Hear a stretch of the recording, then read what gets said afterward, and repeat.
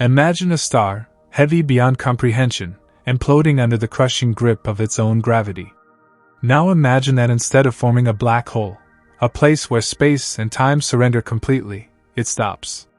Just before the final step. Just before the event horizon forms. The star pauses in its death spiral, suspended at the very edge of becoming something unfathomable. But it doesn't. It holds. It resists. Something ancient, something fundamental, perhaps quantum in nature, rises from the invisible lattice of reality and whispers. No further. That whisper creates something mysterious, something that looks like a black hole, acts like a black hole, but isn't a black hole. It becomes what we call a black star. But before we continue, subscribe to the channel so you don't miss out on any of these videos. What if black holes weren't the end of a star's story? What if, in that final moment of stellar collapse, something unexpected happened, not in the realm of classical physics, but in the quantum shadows underneath it? This is not just a speculative idea, it's a radical challenge to our understanding of space, time, and gravity itself. For over a century, black holes have been portrayed as the ultimate terminus of gravitational collapse. A place where everything that falls in stays in. Where not even light can escape. Where information is said to disappear forever. But what if that picture is incomplete? In physics, black holes represent a kind of death, not just for stars, but for predictability. For logic. For the very foundations of what we believe about the universe. They are the breakdown of the known, the edge of the unknowable. When a massive star collapses and forms an event horizon, it's not just forming a boundary, it's creating a one-way ticket to mystery. General relativity tells us that once this boundary forms, there's no coming back. The star continues its collapse into a point of infinite density, a singularity.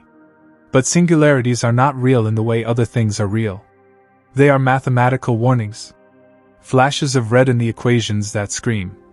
Something has gone wrong. What if nature never lets things go that far? What if there is no singularity? What if there is no true event horizon? The black star is a proposed solution to a problem that has haunted physicists for decades. The idea that the universe might never actually allow an event horizon to truly form. That instead quantum effects, those bizarre, probabilistic forces that govern the smallest scales of reality, rise up at the last possible moment and halt the collapse, creating something new. Something strange. Something stuck on the edge of becoming a black hole, but not quite crossing over. This is the black star. This idea forces us to reconsider our assumptions. It challenges the idea that black holes are the final chapter in stellar evolution. It teases us with the possibility that we've been misinterpreting the signals from space. That what we see as black holes, those silent voids from which nothing escapes, might not be black holes at all. They might be something else. Something more nuanced. More fragile. More quantum. There is an elegance in imagining that collapse is not a cliff, but a ledge. That the descent into singularity is not inevitable, but potentially preventable. That the universe holds back, barely, from that final collapse. And it does so not through brute force, but through delicate quantum mechanisms, mechanisms we still don't fully understand. The very laws of quantum mechanics that stabilize atoms, that allow stars to shine and life to exist, may also play a role in resisting gravitational doom. So what if black holes weren't the end? What if there is something beyond the brink, hidden beneath our observational limits, behind the veil of ultra-dense matter and warped spacetime? What if what we've been calling black holes are really illusions of darkness, tricksters of gravity that only mimic the true collapse, but hold within them a hidden structure, a secret balance, a cosmic rebellion against infinity? This is not just a hypothetical fantasy, it's a line of inquiry at the bleeding edge of theoretical physics. It weaves together general relativity, quantum field theory, information theory, and the desperate search for a quantum theory of gravity. The black star sits at the intersection of all these quests. And if it exists, then the story of stellar death doesn't end at the event horizon, it teeters at the edge, whispering of a deeper truth. A truth we are only beginning to understand. To truly grasp the nature of a black star, you must first suspend what you know about how the cosmos ends things. We've grown accustomed to the idea that when a massive star dies, it collapses under its own weight until gravity crushes everything into a singularity, a point of infinite density, wrapped in a one-way curtain known as the event horizon. This is the classic black hole, invisible, inevitable, and absolute. But what if that collapse could be arrested just before the final plunge? What if, rather than collapsing into a singularity surrounded by an event horizon, the core stabilized into something else? Something we cannot quite see, but can mathematically describe: a black star. A black star is not a fantasy, but a radical alternative in theoretical physics. It is a proposed object that looks like a black hole in almost every way, but differs in one critical respect: it lacks an event horizon. That means, technically, it's not a black hole at all. Yet, from the outside, it would be almost impossible to tell the difference. It's as though nature placed a nearly invisible boundary just before the formation of an event horizon and said, "This far, no further." The result is a star that appears to freeze at the edge of becoming a black hole, stuck in a liminal state between existence and erasure. Imagine a sphere of matter compressed to an absurd degree, so dense, so warped by gravity, that time itself slows to a crawl near its surface. Light emitted from it would be redshifted nearly into oblivion. The gravity would be immense. Space around it would bend so drastically that even passing photons might get trapped in orbit. And yet, technically, if you waited long enough, longer than the age of the universe, light and matter might escape. In a black hole, escape is never possible once you cross the event horizon. In a black star, the possibility, however microscopic, however delayed, is still there. The term black star is poetic, but also descriptive. It captures the duality of this object. It's black because it emits little to no radiation, and its gravity is nearly inescapable. But it's still a star in a loose sense, an object with some kind of interior, some kind of structure, rather than a pure void. This idea takes inspiration from Einstein's theory of general relativity, but bends it through the lens of quantum theory. The result is a fusion, a cosmic compromise between collapse and resistance. The concept was first hinted at decades ago by scientists who suspected that quantum mechanics might not just play a role in the micro-world of atoms, but in the macro-world of collapsing stars. Over the years, theories like fuzzballs, gravistars, and boson stars have all proposed different ways in which nature might avoid forming true event horizons. Black stars fall into that lineage. They're one more suggestion that the final fate of matter might not be as simple, or as terminal, as we once thought. To understand what a black star might truly be, you have to imagine an object perched infinitely close to forming a horizon, but never quite doing so. Like a raindrop that hovers an inch above the ocean, frozen in freefall, forever falling but never touching. In this way, the black star is a paradox brought to life. From afar, telescopes would see something very much like a black hole, perhaps even identical. But deep down, where time ticks slower than a heartbeat per eon, there may be a surface. A real, physical surface where quantum effects play out, constantly resisting collapse. But this is no ordinary surface. It's not made of rock or plasma or nuclear ash. It might be composed of quantum foam, exotic matter, or something entirely unknown to our physics. A surface, only in the most abstract sense, one that inflates or deflates with the uncertainty of measurement, smeared across space-time by uncertainty. It is a horizon impersonator, built from physics we don't yet fully grasp. And it leads us to an uncomfortable question. If black stars are so similar to black holes in appearance, how could we ever know which one we're truly looking at? From a distance, the distinction vanishes. But conceptually, the difference is monumental. One is a place where information may be lost forever. The other is a place where that information might still, somehow, find a path back to the universe. The black star is a challenge to our certainty. It whispers that the cosmos might have more subtlety in its endings than we dared imagine. That not every collapse is a conclusion. That not every death is irreversible. And perhaps, buried deep inside this hypothetical object, encoded in its warped time and chaotic surface, lies a secret about the universe itself. Not just about stars, but about the laws that rule over their births and deaths. The black star isn't just a mimic, it's a messenger. A signal that our understanding of gravity, matter, and quantum reality may be due for a revolution. Let us return, then, to the immense and haunting journey of a dying massive star. Picture a celestial titan many times more massive than our Sun, its core burning furiously, fusing heavier and heavier elements in a desperate race against gravity. For millions of years, the star has thrived by maintaining a perfect balance. The outward push of thermal pressure, born from nuclear fusion in its core, holds off the inward pull of gravity, which relentlessly tries to crush it. This standoff defines the star's life. But it cannot last forever. As the star ages, it burns through its nuclear fuel, creating heavier elements with each passing phase. Hydrogen becomes helium. Helium becomes carbon. Carbon into oxygen, neon, silicon. But when the fusion process finally reaches iron, the star meets a boundary it cannot cross. Iron doesn't produce energy when it fuses, it consumes it. And the moment iron dominates the core, the balancing act collapses. Gravity gains the upper hand. With nothing left to oppose the inward force, the core begins to implode. In a matter of seconds, the entire core collapses from a sphere thousands of kilometers wide to one only tens of kilometers across. This is a catastrophic, rapid collapse, unimaginably fast. The outer layers of the star, still falling inward, smash into the core and rebound, releasing an enormous shockwave. This is what we observe as a supernova explosion, a bright, violent flash that can briefly outshine an entire galaxy. But even that brilliant death mask is just the outer drama. Beneath it, something far stranger is happening. The core, now immensely compressed, finds a temporary halt in its fall as the neutrons, formed by protons and electrons being forced together, resist further compression.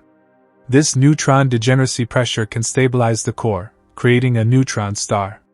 At this stage, we're already dealing with exotic matter and conditions beyond ordinary experience. A neutron star packs more mass than our Sun into a sphere only about 20 kilometers across. Its density is staggering. A single cubic centimeter weighs more than Mount Everest. But for the most massive stars, even neutron degeneracy is not enough. When the core's mass exceeds roughly 2.5 to 3 solar masses, even this resistance collapses. Gravity, having already crushed atoms and nuclei, pushes onward, heedless of the quantum laws that propped things up before. Nothing in conventional physics can stop it. The core continues to collapse inward. Space curves more and more violently. Time begins to stretch and warp.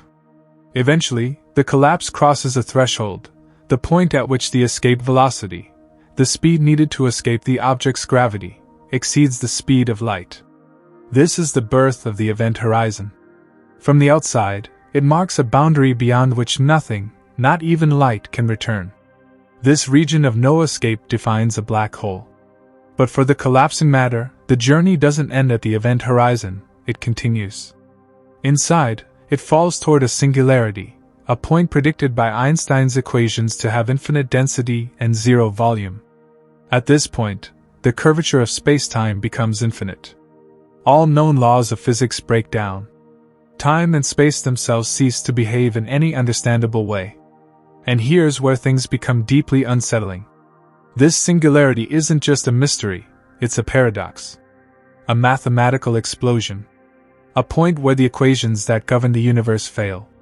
According to general relativity, it's unavoidable once the event horizon forms. The star's mass, no matter how exotic or energetic, cannot halt the descent. The object becomes, for all practical purposes, a black hole, a one-way exit from the universe, an object that absorbs all, emits nothing, and remembers nothing. Or does it? Because while general relativity tells us this collapse is inevitable, it's also incomplete. It doesn't account for quantum mechanics. It doesn't tell us what happens to matter at the smallest, most extreme scales. It doesn't describe how particles behave when spacetime itself becomes turbulent and nonlinear. Which is why the black hole, as final and conclusive as it may seem, is also an unanswered question. A symbol of our incomplete understanding. The edge of collapse is more than a physical threshold, it's a philosophical one. It's where the familiar dissolves into the unknown. The death of a massive star doesn't just signal an end, it opens a doorway. A transition from order to mystery. From matter to paradox. From certainty to speculation. And into this gap steps the possibility of something else. Something that defies singularity. Something that resists collapse. Something that mimics the black hole from the outside, but never truly becomes one. Just before the final breath of a dying massive star becomes a silent scream inside a black hole, something strange may intervene, something subtle, ancient, and fundamentally woven into the fabric of reality. This is where the classical narrative ends and the quantum rebellion begins. For as much as general relativity speaks with authority about the fate of collapsing stars, it speaks with silence about the quantum world. It doesn't account for uncertainty, for fluctuation, for vacuum energy. But the universe is quantum at its core, and gravity, however dominant, must one day answer to it. The classical prediction is clear: when mass compresses to a small enough region, space-time bends infinitely. The singularity forms. The event horizon traps all. But quantum mechanics doesn't accept infinities. In fact, it despises them. To the quantum world, the notion of a point of zero volume and infinite density is not just implausible, it's forbidden. Nature, it seems, abhors a singularity.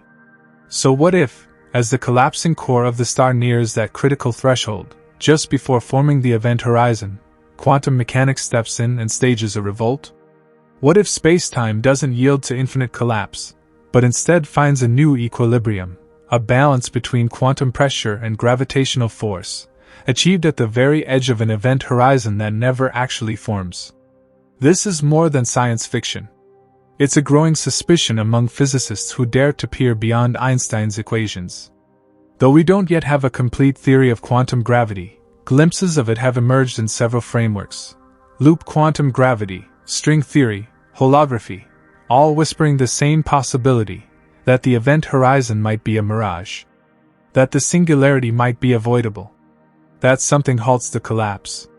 One possible source of this resistance is vacuum polarization. According to quantum field theory, even the vacuum is not truly empty. It's filled with virtual particles, pairs of matter and antimatter popping in and out of existence due to quantum fluctuations. In normal conditions, these fluctuations are tiny.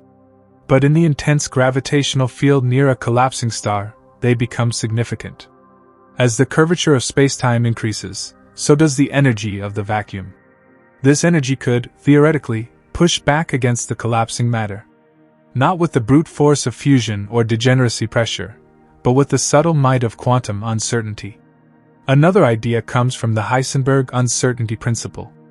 As particles are squeezed into ever smaller regions of space, the uncertainty in their momentum grows.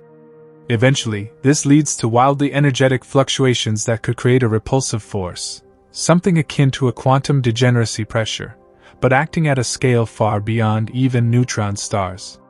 If this pressure becomes strong enough, it could counteract gravity's relentless crush just in time, halting the collapse before an event horizon can form. In some models, the collapse never stops entirely, but slows asymptotically, approaching the horizon forever, but never quite reaching it. From the outside, this would look nearly identical to a black hole: immense gravity, extreme time dilation, an object that emits little to no radiation. But crucially, no true horizon would exist. There would always remain some, however faint, possibility of escape. No point of no return. No absolute end. Other proposals are more radical still. Loop quantum gravity, for instance, suggests that spacetime is not continuous, but quantized. In this view, space itself is made of discrete units, tiny loops of quantum geometry. These loops can't be compressed beyond a certain limit, no matter how intense gravity becomes. So as the star collapses, it encounters a kind of resistance, not from matter, but from the structure of space itself. The collapse halts, not with a bang or a bounce, but with a slow freeze, a quiet refusal to be destroyed. And then there's the concept of a Planck core, a hypothetical ultra-dense region stabilized by quantum effects that replaces the singularity. This core might be surrounded by an ultra-dark, ultra-compact shell where time flows infinitely slow relative to the outside universe. From a distant observer's point of view, the object would appear frozen in its final stage of collapse, a ghost of what it was, held in place by quantum defiance. All of this suggests that the endpoint of stellar collapse may not be as final as we once thought. That the laws of the very small might save stars from the ultimate fate predicted by the laws of the very large. That quantum mechanics doesn't merely describe particles in a lab, but governs the deaths of giants in the cosmos. This quantum rebellion might seem quiet, silent even, but its consequences could shake the foundations of modern physics. If gravity can be resisted at its peak, then perhaps there's no such thing as a true black hole. Perhaps what we've been seeing in the sky are objects frozen on the edge of collapse, mimics of the singularity, shadows of what classical physics expects, but governed by rules we are only beginning to glimpse. And if this is true, then the universe doesn't end with a black hole. It pauses, perhaps forever, at the brink. From afar, a black star would be indistinguishable from a black hole. To the naked eye, or more accurately, to even our most advanced telescopes, it would seem like just another cosmic void, a patch of darkness devouring light and matter with ruthless efficiency. It would sit in the night sky like a blind spot in spacetime, warping the light from stars behind it, pulling on nearby gas clouds, and perhaps even anchoring galaxies through its gravitational grip. In almost every observable sense, it looks like a black hole. And that's part of the mystery. Black stars don't announce themselves as different. They hide in plain sight. Their gravity is nearly identical to that of a black hole with the same mass. A star orbiting a black star would follow the same path, the same speed, the same acceleration, as if it were orbiting a traditional black hole. Gas spiraling in would heat up and emit X-rays in much the same way. Gravitational lensing, the way light bends around the object, would produce the same eerie distortions and magnifications that we've come to associate with black holes. Even gravitational waves from mergers, in their early phases, might be nearly indistinguishable. The illusion is almost perfect. That's because the difference lies not in what the object does, but in what it is. A black star mimics the exterior behavior of a black hole because it lies at the same extreme edge of gravitational collapse. Its surface, or whatever you might call the boundary where the quantum effects halt further compression, is so close to the Schwarzschild radius, the mathematical boundary that defines an event horizon, that it's practically hugging it. It's separated from it by a fraction of a nanometer. And from an observational standpoint, this distance is too small to detect directly. The gravitational field outside a black star is, to nearly all measurements, the same as that of a black hole. According to general relativity, the geometry of spacetime outside a spherically symmetric mass is determined solely by its total mass, and not by what's inside it. This is known as Birkhoff's theorem. So whether the mass is in a singularity or spread out just above the would-be horizon, as it might be in a black star, the exterior gravitational behavior is essentially identical. Even light behaves as if it's near a black hole. Photons approaching the object will bend sharply, some falling into tight orbits, others spiraling in and vanishing. Those that escape do so only barely, often after being redshifted into near oblivion. From a distance, this creates the famous photon sphere, a halo of light that circles the object, revealing the distorted outlines of whatever lies behind it. This is what the Event Horizon Telescope captured in its historic image of the black hole in M87. And a black star would produce the same silhouette. Its density is equally extreme. The mass is compacted into a region so small, so dense, that it defies conventional matter classifications. It is neither a neutron star nor a singularity, but something more exotic, a bridge between known physics and the speculative realm of quantum gravity. The density may approach that of a black hole, but without the mathematical infinities. Instead of a singularity, there may be a region of finite yet extreme density, perhaps held together by quantum effects, exotic matter, or even unknown quantum gravitational mechanisms. And because of this compactness, time behaves strangely near its surface. To an outside observer, clocks near the black star would tick unimaginably slowly. This gravitational time dilation means that even if the object does emit radiation, it would take eons for it to reach us. A millisecond at the surface could stretch to centuries for a distant observer. This is one of the reasons why a black star appears so dark, not because it can't emit light, but because that light takes so long to escape and loses so much energy in the process that it becomes practically undetectable. All of this gives the impression that a black star is a black hole. From the outside, it checks every box: extreme gravity, warping of light, crushing densities, time distortion, high-energy accretion phenomena, and silence beyond a certain radius. But beneath that illusion lies the key difference. A black hole has a true event horizon, a surface of no return. A black star does not. That difference, however imperceptible to current instruments, could mean everything. It's the distinction between a true void and a frozen surface. Between complete information loss and the whisper of possibility. In the end, the black star wears a perfect disguise. It is a master impersonator, cloaked in gravity and shadow, convincing the universe that it has crossed the threshold of no return. But it hasn't. And now we arrive at the point where illusion dissolves, if only subtly.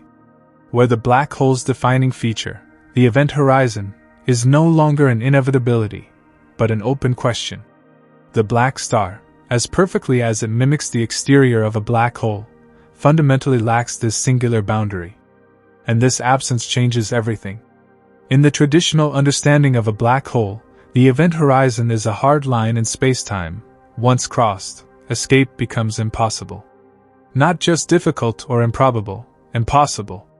No signal, no particle, no light, no information can claw its way back once it's fallen within. From the outside, anything falling into a black hole appears to slow, redshift, and fade, never quite disappearing but also never returning. But inside that boundary, according to classical general relativity, all paths point inward, inevitably leading to the singularity at the core. This is the ultimate point of no return.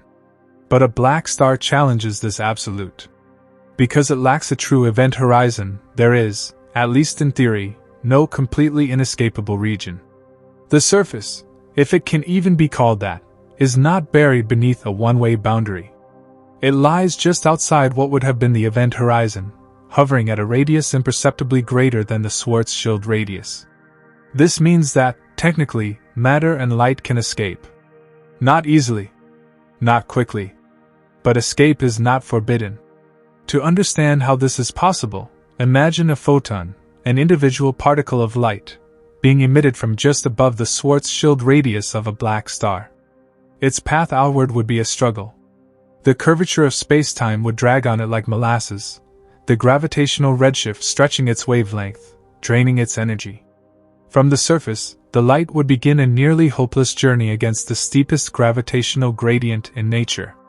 For all practical purposes, it would seem as if the photon has vanished, swallowed by the abyss. But the photon is not trapped. Its trajectory bends. It wobbles. It weakens. But given infinite time, it escapes. It emerges from the near blackness, redshifted into oblivion, but still carrying with it information about where it came from. The difference may be vanishingly small, but it's not zero. In a black hole, there is no such window. In a black star there is. Matter, too, is not doomed to eternal imprisonment. If some particle were to find itself deep within the gravitational well of a black star, its journey outward would require unimaginable energy. In reality, it might never make it out during the current age of the universe. But given the absence of a true horizon, the laws of physics do not forbid its eventual return. There's no absolute wall. Only a near impossible climb.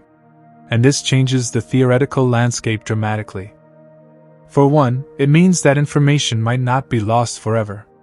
One of the greatest puzzles in physics, the black hole information paradox, rests on the idea that anything falling into a black hole is lost to the outside universe, violating the principles of quantum mechanics, which require that information be conserved. If the object in question is a black star, however, then the information isn't destroyed. It's simply trapped. Delayed. Hidden behind layers of gravity and time dilation, but still, in principle, accessible. This subtle possibility, this theoretical leakage, rewrites the fate of everything the object consumes. And it grants the universe a mechanism, however slow, for remembering what has fallen in. Radiation that emerges from a black star might still carry faint imprints of what lies within, encoded in degrees of freedom we do not yet fully understand. That flicker of recoverable information could be enough to reconcile gravity with quantum mechanics. But there's more. The lack of an event horizon also affects the thermodynamics of the object. Traditional black holes are said to have a temperature, as predicted by Stephen Hawking, which allows them to radiate slowly through quantum effects, a process known as Hawking radiation. This radiation arises from particle-antiparticle pairs forming near the event horizon, with one falling in and the other escaping, effectively allowing the black hole to lose mass over time. But this process is deeply tied to the existence of an event horizon. In the case of a black star, where no such horizon forms, the mechanism changes. The radiation would still exist, perhaps even more efficiently, because there's no event horizon to act as a firewall or barrier. Quantum effects near the surface of the black star might allow for thermal radiation that carries real, structured information. In this sense, a black star could behave more like a hot object cooling off than a silent one evaporating through abstract quantum tunnels. Furthermore, the lack of a point of no return impacts the internal dynamics of the object. In a black hole, any infalling matter is doomed to be crushed into the singularity. In a black star, matter may be compressed to extreme densities, but it may still settle, interact, or decay. Quantum interactions could occur on and near the surface, albeit under extreme relativistic time dilation. From our perspective, these events would be stretched across millennia, maybe longer, but they would not be forbidden. Time dilation remains one of the most fascinating aspects of the black star. From the outside, the surface of the object appears almost frozen in time. As matter falls toward it, the collapse seems to slow asymptotically. We may watch it spiral inward forever, never quite reaching the surface. But this isn't because of a true horizon, it's because time itself is warped so intensely near the surface that its progression appears to stop. Inside, from the perspective of the matter itself, time continues normally. Reactions proceed. Changes occur. But to the universe watching from afar, it all happens at a glacial pace. This disconnect between interior and exterior time feeds the illusion of an event horizon, but it's just that, an illusion.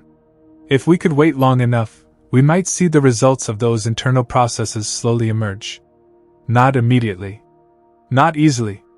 But eventually. Theoretically, this also opens the door for signals to escape. With no horizon to trap them permanently, a sufficiently energetic burst of radiation or gravitational waves, perhaps from an internal transition, collision, or instability, could break free. The signal would be delayed, redshifted, and distorted, but it could reach the universe. It might even provide us with the first clear evidence that the object is not a black hole after all, but something more nuanced. There's a profound implication here. If black stars exist, then what we currently interpret as black holes might only be acting the part. They may be long-lived, nearly silent, slow to radiate, and almost indistinguishable, but not truly sealed from the rest of reality. The idea of no return gives way to extremely delayed return. The language of absolutes shifts to the language of probabilities.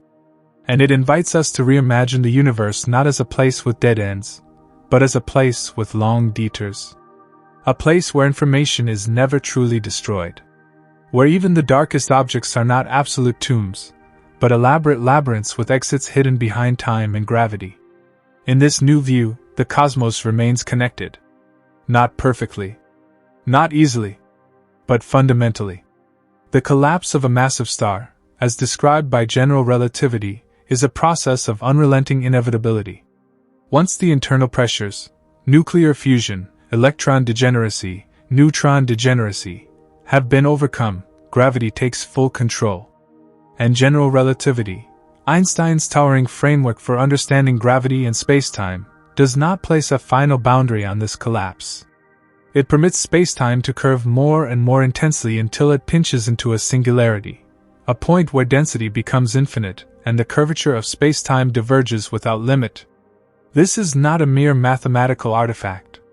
It's the actual prediction of the equations when taken to their logical conclusion.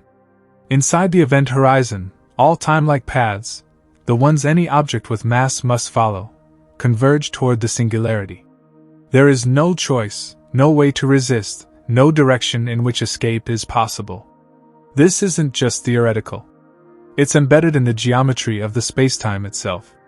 But herein lies the problem. Singularities are not physical objects. They are failures, holes in our understanding. When the mathematics gives us an infinity, it means our equations have reached their limits. We've pushed a theory into territory it was never meant to cover.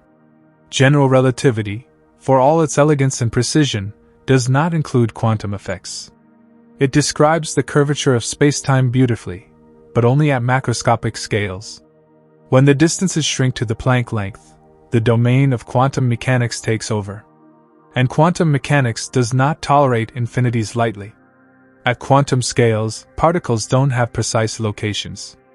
Energies fluctuate due to the uncertainty principle. Fields shimmer with virtual particles popping in and out of existence. Gravity, if it behaves like the other fundamental forces, should have a quantum description too. And yet, in general relativity, gravity is purely geometric, a smooth curve in the fabric of spacetime. The two frameworks don't merge easily. In fact, they clash precisely at the place we need them most, the singularity.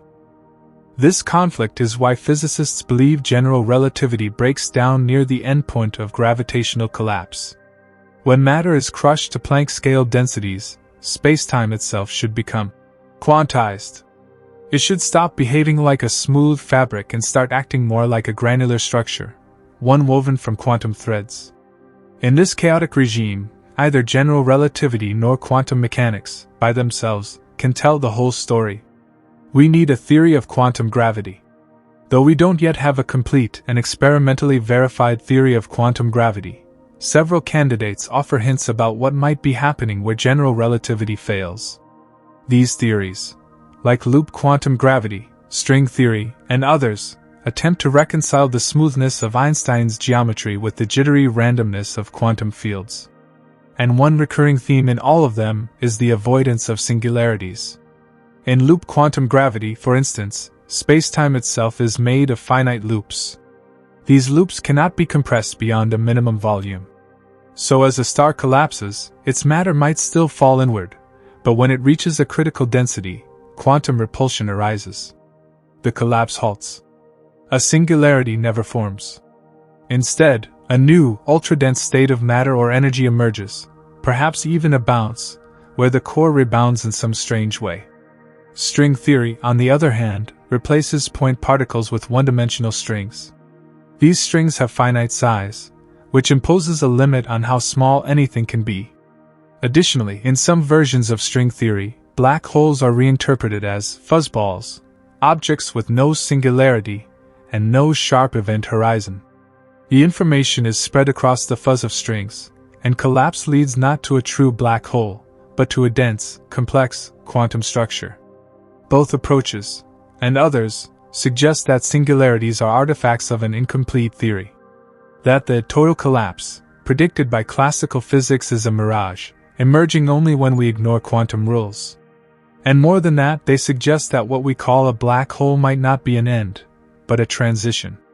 If quantum effects intervene, even just before the formation of the event horizon, then the object left behind is not a black hole.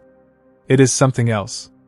Perhaps a black star, a remnant whose gravitational pull is nearly absolute, but whose structure resists total collapse.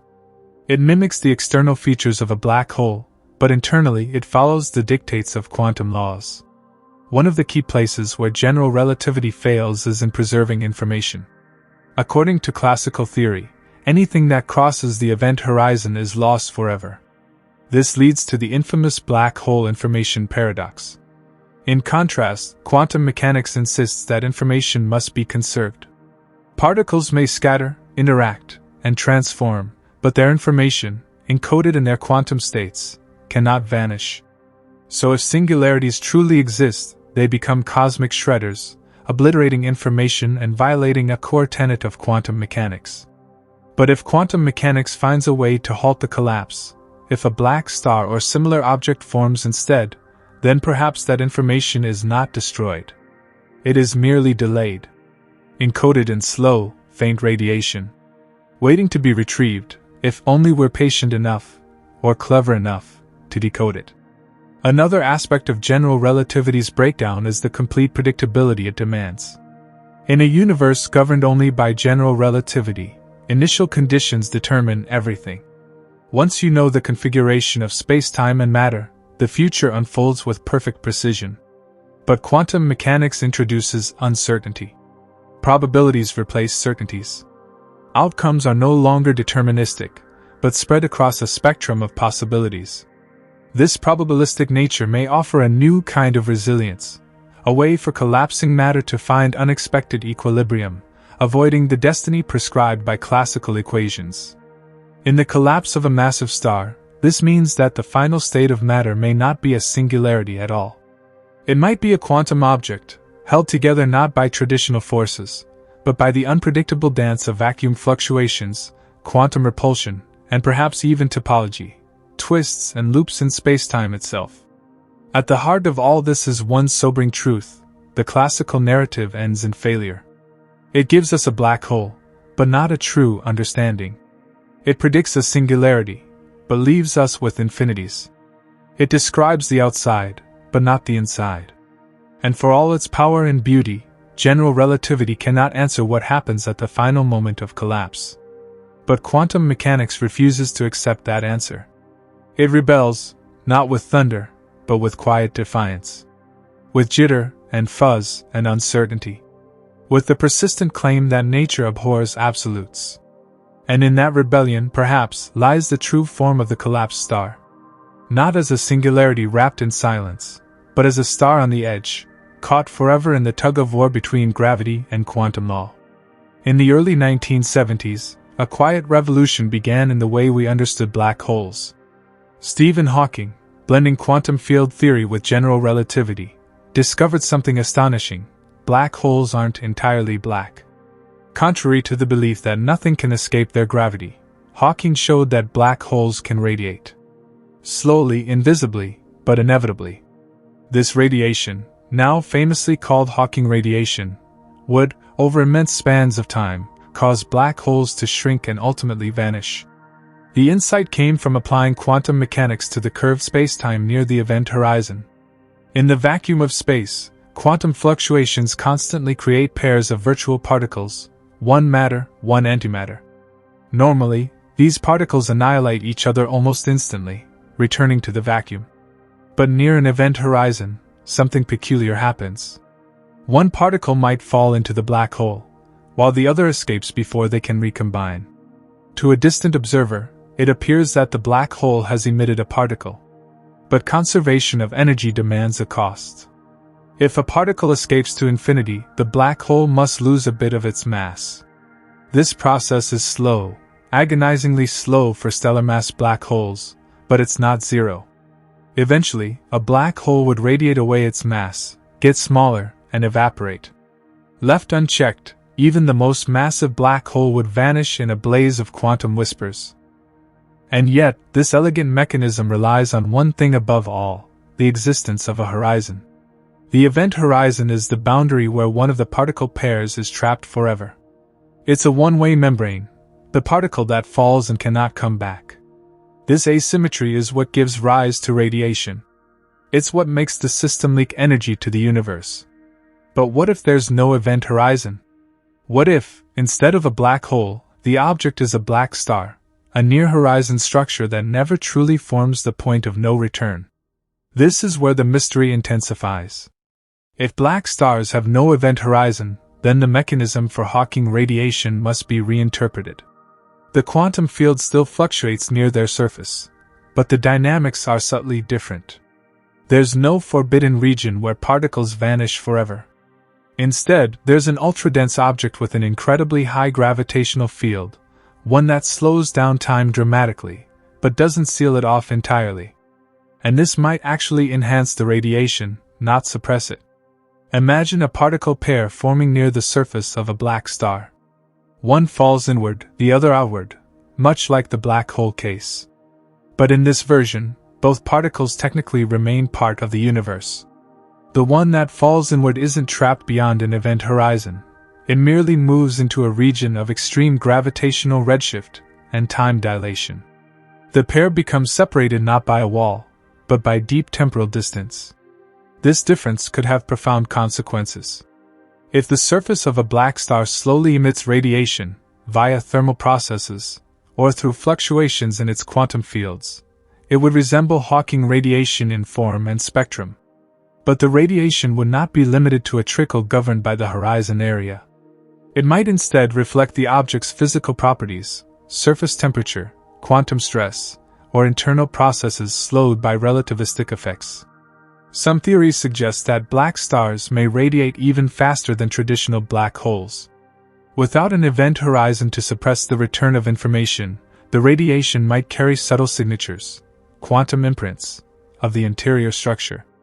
These would violate the no-hair theorem of black holes, which claims that black holes are defined solely by mass, charge, and spin. Black stars, lacking a horizon, are not bound by that rule. Their radiation might leak clues. But here's the twist: to an external observer, this difference is almost undetectable. Because of the intense time dilation near the surface of a black star, any radiation it emits appears incredibly slow and redshifted.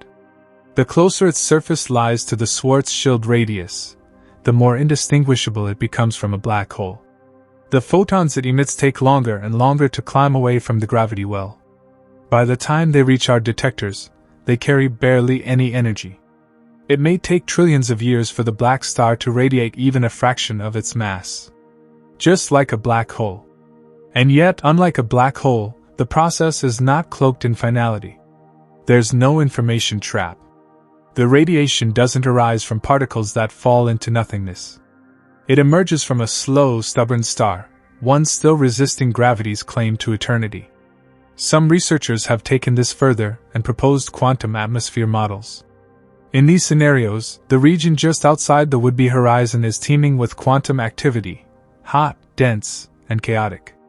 It emits radiation like a thermal body, not unlike a neutron star. This radiation, again, would be weak and redshifted, but not impossible to detect. If future detectors become sensitive enough, they might catch the differences, subtle deviations in the Hawking spectrum that point not to a black hole, but to something stranger. There's also the question of the end state. A black hole radiates until it vanishes in what some believe could be a final explosion. But a black star might stabilize.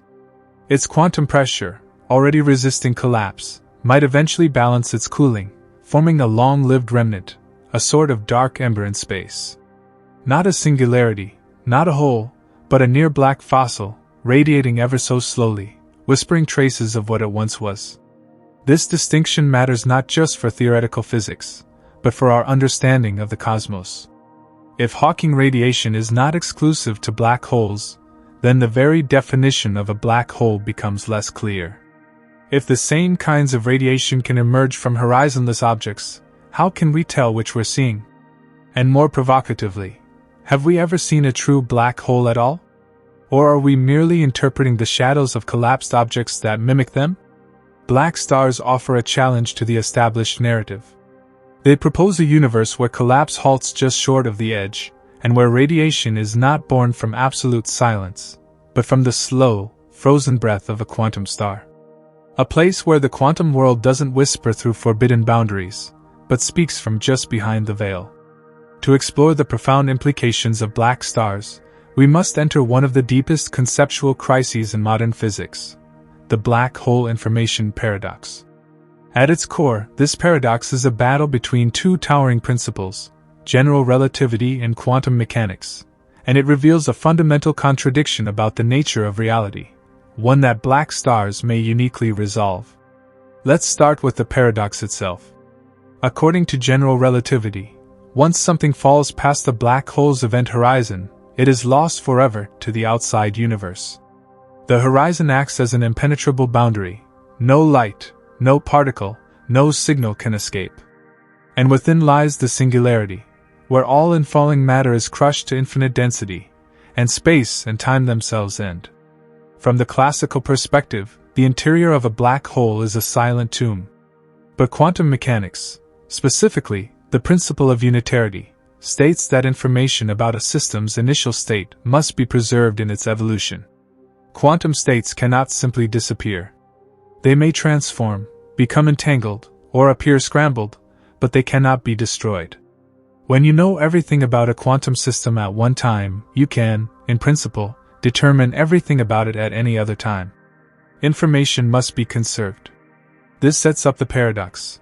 If matter carrying information falls into a black hole, and the black hole eventually evaporates via Hawking radiation, which, according to Hawking's original calculation, is thermal and carries no information, where did the information go? If the black hole disappears completely, and no information escapes in the Hawking radiation, then the information has been irretrievably lost, violating unitarity. This is not just a technical error, it's a breakdown of the very foundation of quantum theory. To resolve this, physicists have proposed many ideas, none fully satisfying. One suggestion, emerging in the early 2010s, is the firewall hypothesis. It proposes that instead of being smooth, the event horizon of a black hole is searing hot, a wall of high-energy particles that destroys anything crossing it. This firewall would somehow act as a repository or release valve for the trapped information, encoding it in outgoing radiation. But this solution is ugly.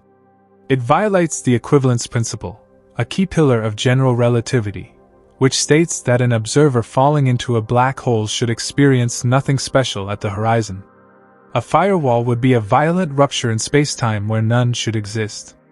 This led to the infamous debate among physicists. Which principle do we give up, unitarity or the equivalence principle? And here's where black stars quietly step into the conversation. By removing the event horizon altogether, black stars render the firewall dilemma moot. If there's no horizon, there's no place to hide the information. There's no forbidden region from which it cannot escape. There's no need for a firewall to guard it. Instead, the information remains buried, delayed, obscured, but fundamentally still part of the universe. The Hawking-like radiation emitted from a black star, while incredibly redshifted and stretched over enormous timescales, could in theory carry information about the object's interior. It may not look thermal in the strict sense.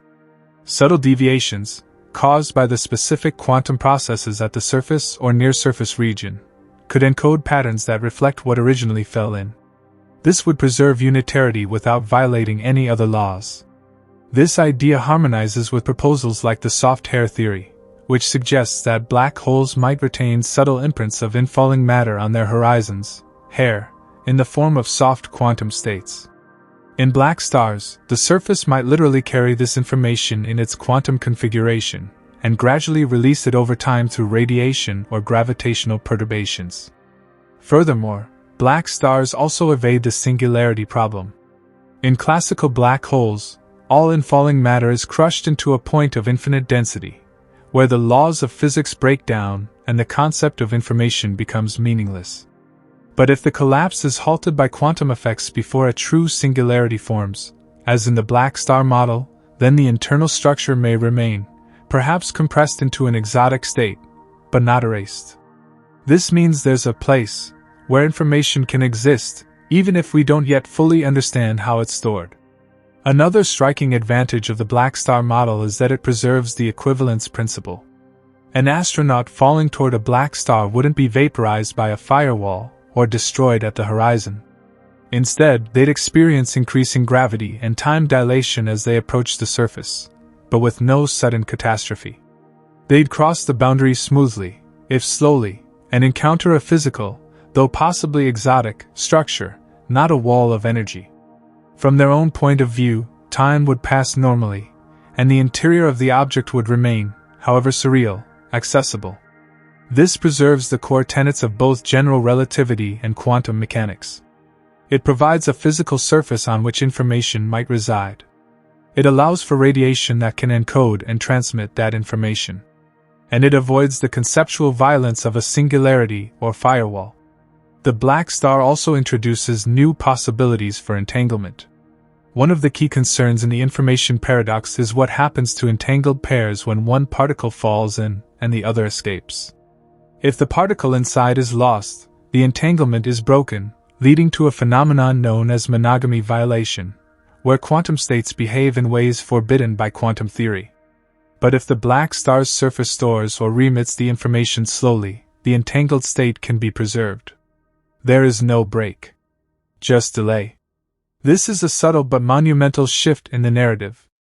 Instead of a paradox where fundamental laws contradict each other, we get a continuum. A model where no single principle must be sacrificed. Where black hole-like objects radiate, store, and eventually release information, not in defiance of physics, but in accordance with a deeper, unified view. And so, the black star does more than avoid an event horizon. It avoids a philosophical catastrophe. It hints at a cosmos where information never truly dies, where quantum coherence is not lost to the void, and where the most extreme objects in the universe do not hide behind paradoxes, but challenge us to evolve our understanding. Black stars occupy one of the strangest, most liminal spaces in all of theoretical physics. They are not what we typically think of as stars, those roaring balls of plasma powered by nuclear fusion, shining brightly across the cosmos. But neither are they black holes in the strict classical sense, regions of spacetime so curved that not even light can escape. Instead, they lie between categories, blurring lines we once believed were absolute. In this in-between place, black stars defy classification and force us to rethink our most foundational definitions of stellar evolution and gravitational collapse. To understand just how peculiar this object is, let's return to the evolutionary path of a massive star. At the end of its life, when it has exhausted all its nuclear fuel, the star begins to collapse under its own gravity. If the remaining core is light enough, it forms a white dwarf, supported by electron degeneracy pressure. If it's heavier, it might form a neutron star, where neutrons themselves, compressed to incredible density, provide the pressure to halt collapse. But above a certain mass threshold, even neutrons are no longer enough. The collapse continues. At this point, traditional general relativity tells us that no known force can stop the core from contracting into a singularity. This is where a black hole is born. The object's escape velocity exceeds the speed of light, an event horizon forms, and whatever lies inside becomes causally disconnected from the rest of the universe. But what if something intervenes just before that horizon fully forms? What if quantum effects, or exotic states of matter, or vacuum polarization, or some still unknown property of spacetime itself resists this final stage? Then we might not get a black hole at all. We might get a black star, an ultra-compact object, just barely larger than its Schwarzschild radius, with no horizon, no singularity, and no outgoing light we can easily detect. This is what makes a black star not a black hole. It doesn't cross the critical boundary where nothing can return. Instead, it comes right up to the edge, and stays there, frozen by quantum tension, gravitational pressure, and relativistic time dilation. The result is an object that imitates a black hole in every observable way: gravitational lensing, orbital dynamics, even accretion disk behavior, but is ontologically something else entirely. Yet it is also not a star. A traditional star is a thermodynamic engine, actively fusing hydrogen and heavier elements in its core, constantly radiating energy in a battle against gravitational collapse. The processes inside a star are well understood, governed by classical thermodynamics and nuclear physics. A black star, by contrast, is inert, or at least nearly so. It's not fusing anything. It's not held up by thermal pressure. Its internal state may be static, or so slowed by gravitational time dilation that it appears frozen to us. The radiation it emits, if any, is feeble, redshifted into near-nothingness. To the universe around it, it is essentially black. But this does not mean it is dead. It might be held together by quantum degeneracy beyond what we've seen in neutron stars, or by vacuum energy fluctuations, or even by a balance between quantum gravity effects and spacetime curvature. These mechanisms aren't well understood, not because they're impossible, but because they require a theory of gravity that includes quantum mechanics, something we have yet to fully develop. Still, the existence of black stars suggests that such a middle ground is not just possible, but perhaps even natural. In this middle zone, the object has mass, gravity, angular momentum. It can orbit and be orbited. It can consume matter, potentially releasing energy as it does. Its gravitational influence can stabilize galaxies, just like we think black holes do. But it has no interior singularity. No boundary beyond which physics ceases to function. And crucially, no requirement to destroy information that falls into it. The liminality of black stars has profound implications. Philosophically, they challenge our need for binary categorization, black hole or not, star or corpse, dead or alive. Scientifically, they offer a laboratory for the quantum structure of spacetime.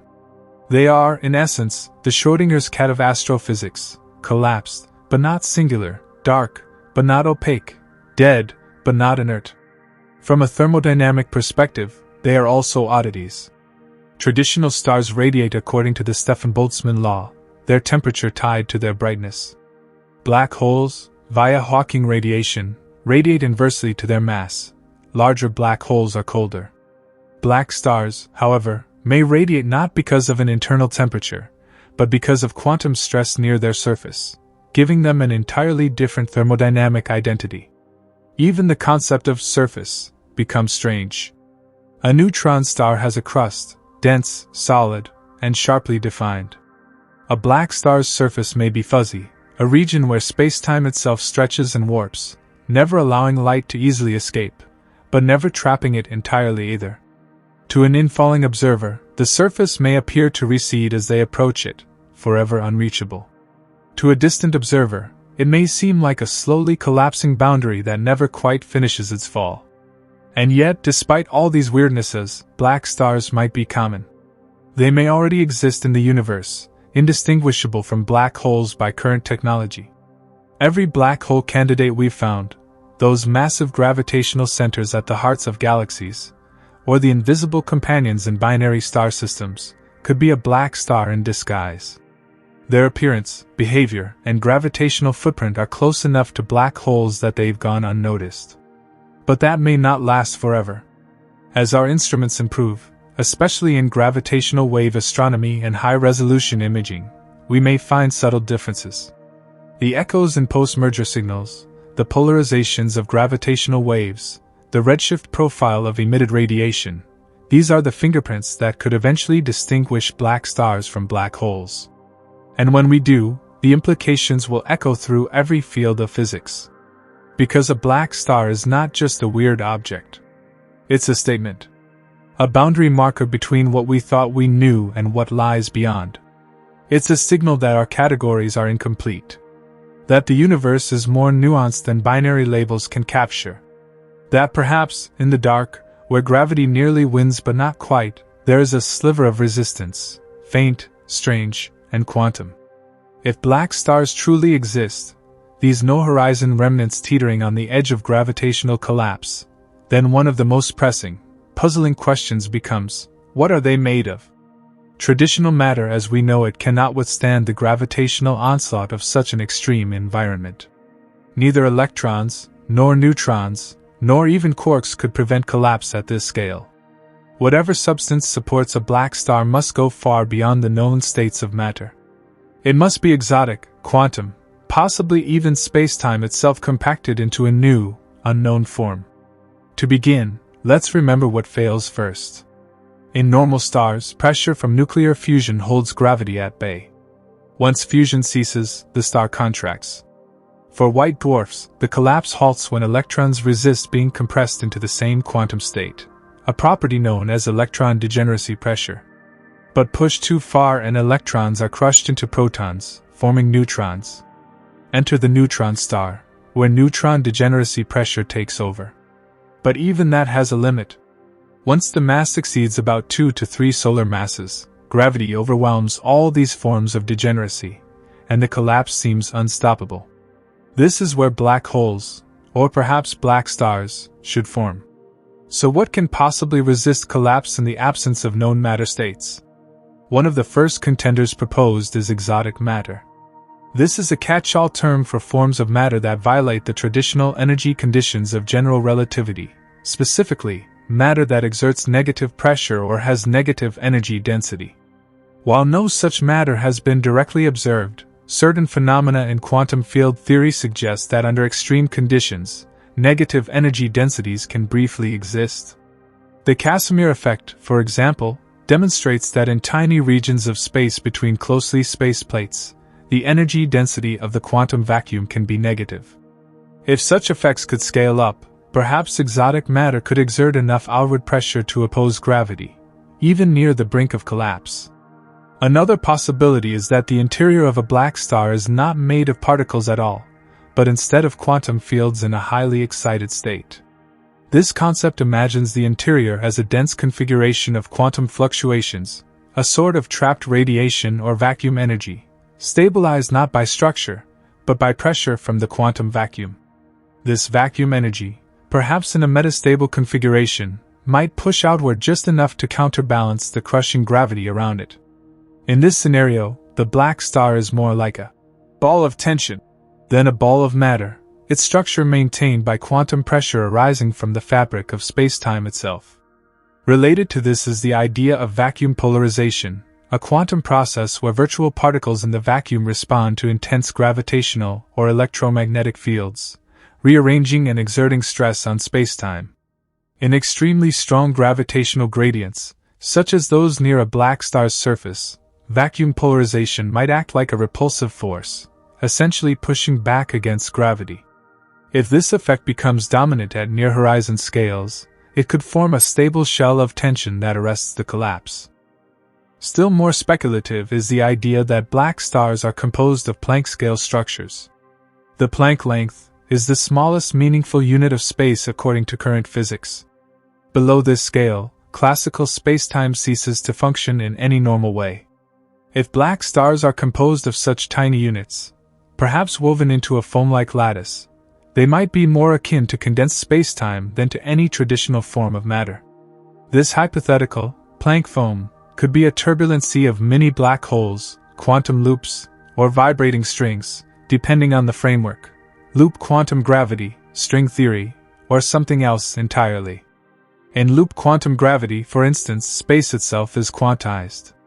If collapse reaches a critical density, spacetime may resist further compression due to the discreteness of its own quantum geometry. This could prevent singularity formation and stabilize the object as a coherent structure, a kind of spacetime crystal, compressed beyond recognition but still not broken. In such a model, a black star isn't made of anything in the normal sense. It is geometry, crystallized under gravitational pressure.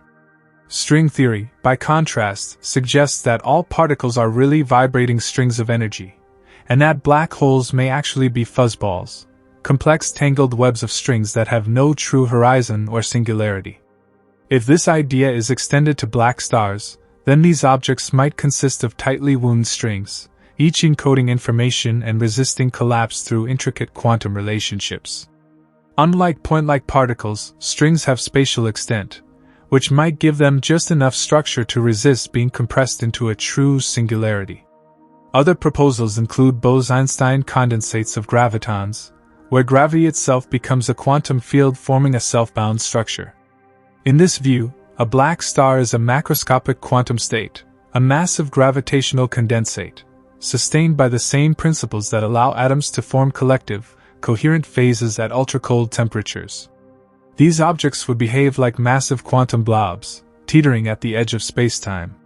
There's also the possibility that black stars contain quark matter or even strange matter, hypothetical ultra-dense phases of matter made of free quarks or strange quark combinations.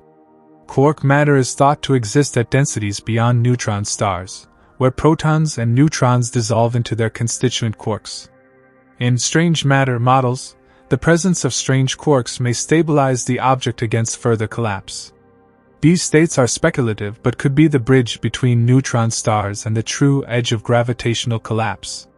Yet even all these models might fall short of truly describing what lies inside a black star. That's because these objects might be governed not by matter at all, but by information. Some theoretical physicists suggest that mass and gravity might emerge from the way information is stored and processed in spacetime. In this picture, a black star could be seen as an information condensate, not a collection of particles, but a knot of entanglement and entropy, defined more by what it stores than what it's made of. Whatever the case, it's clear that black stars are not built from ordinary atoms.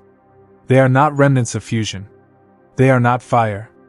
They are compressed ideas, shaped by the tension between gravity and quantum law. Perhaps they are the darkest possible matter, the silence left behind when a star refuses to die completely, sustained by laws we have yet to write in full. And maybe, just maybe, they're telling us something. That the universe itself, at its deepest level, is not made of things, but of limits. Of pressures. Of uncertainty. Of entanglement. And when those limits are reached, when stars fall and time bends, what remains behind is not just mass, but meaning. From the outside, a black star looks almost indistinguishable from a black hole. Its immense gravity bends light so strongly that even the photons trying to escape from just above its surface loop back in, creating a silhouette as dark and perfect as any event horizon. But while the appearance may be similar, the structure is entirely different, especially at the boundary where one might expect a surface. This brings us to one of the strangest aspects of black stars, the surface illusion. In everyday experience, surfaces are simple. You can see them, approach them, touch them. But when extreme gravity comes into play, especially near the Schwarzschild radius, the radius at which an event horizon would form in a true black hole, our intuitive understanding of space and time breaks down. What once was a location becomes a moving target, an unreachable mirage retreating as you draw near. To understand this illusion, let's imagine an astronaut falling toward a black star. The object is just a hair larger than its Schwarzschild radius, say by a mere Planck length. That means it's unimaginably compact, just a fraction more massive or compressed than the threshold needed to form a black hole.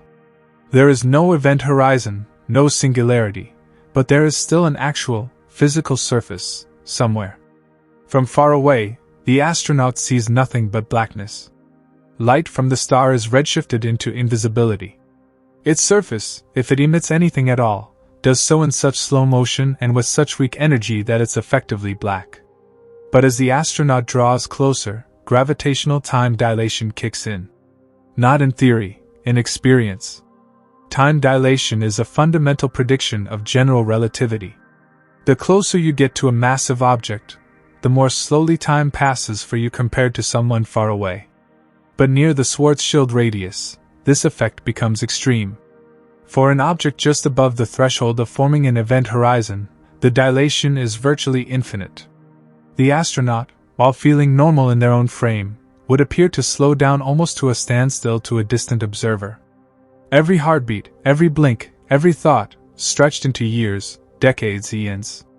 This time dilation also distorts perception. From the astronaut's perspective, the surface should be getting closer with every passing moment.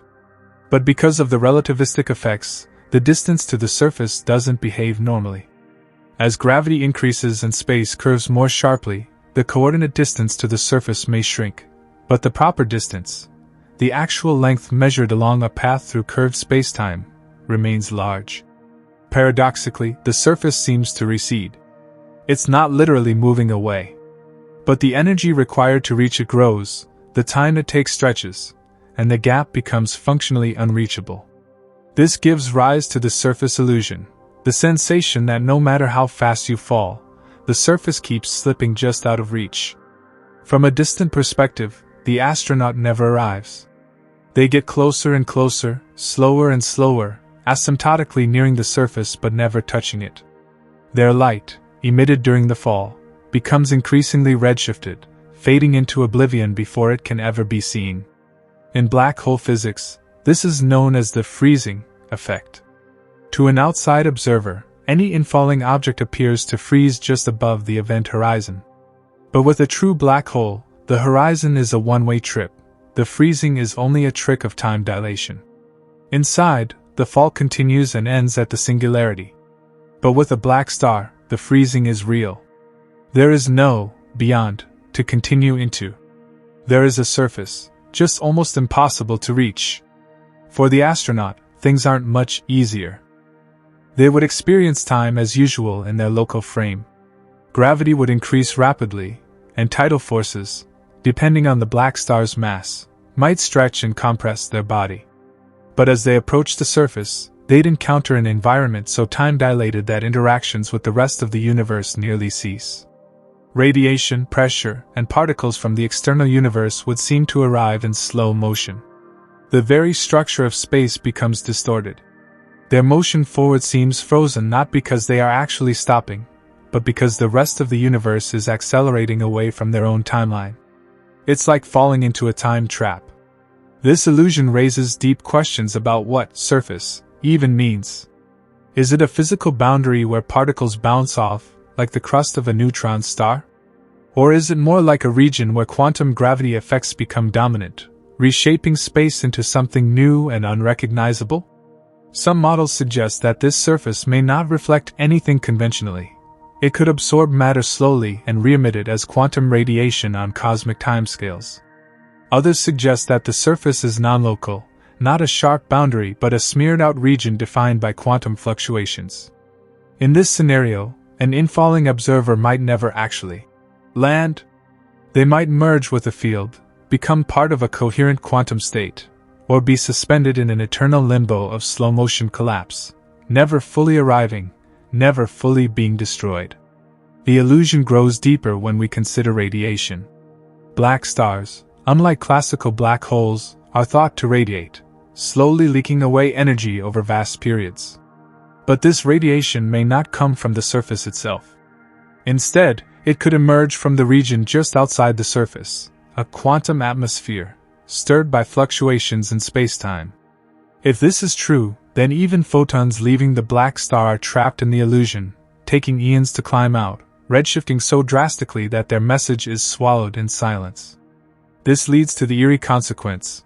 For all practical purposes, black stars may look more like black holes than black holes themselves. A true black hole has a horizon and a singularity, but its physics becomes cleanly cut off. There's an inside and an outside. With black stars, there's no such clean boundary.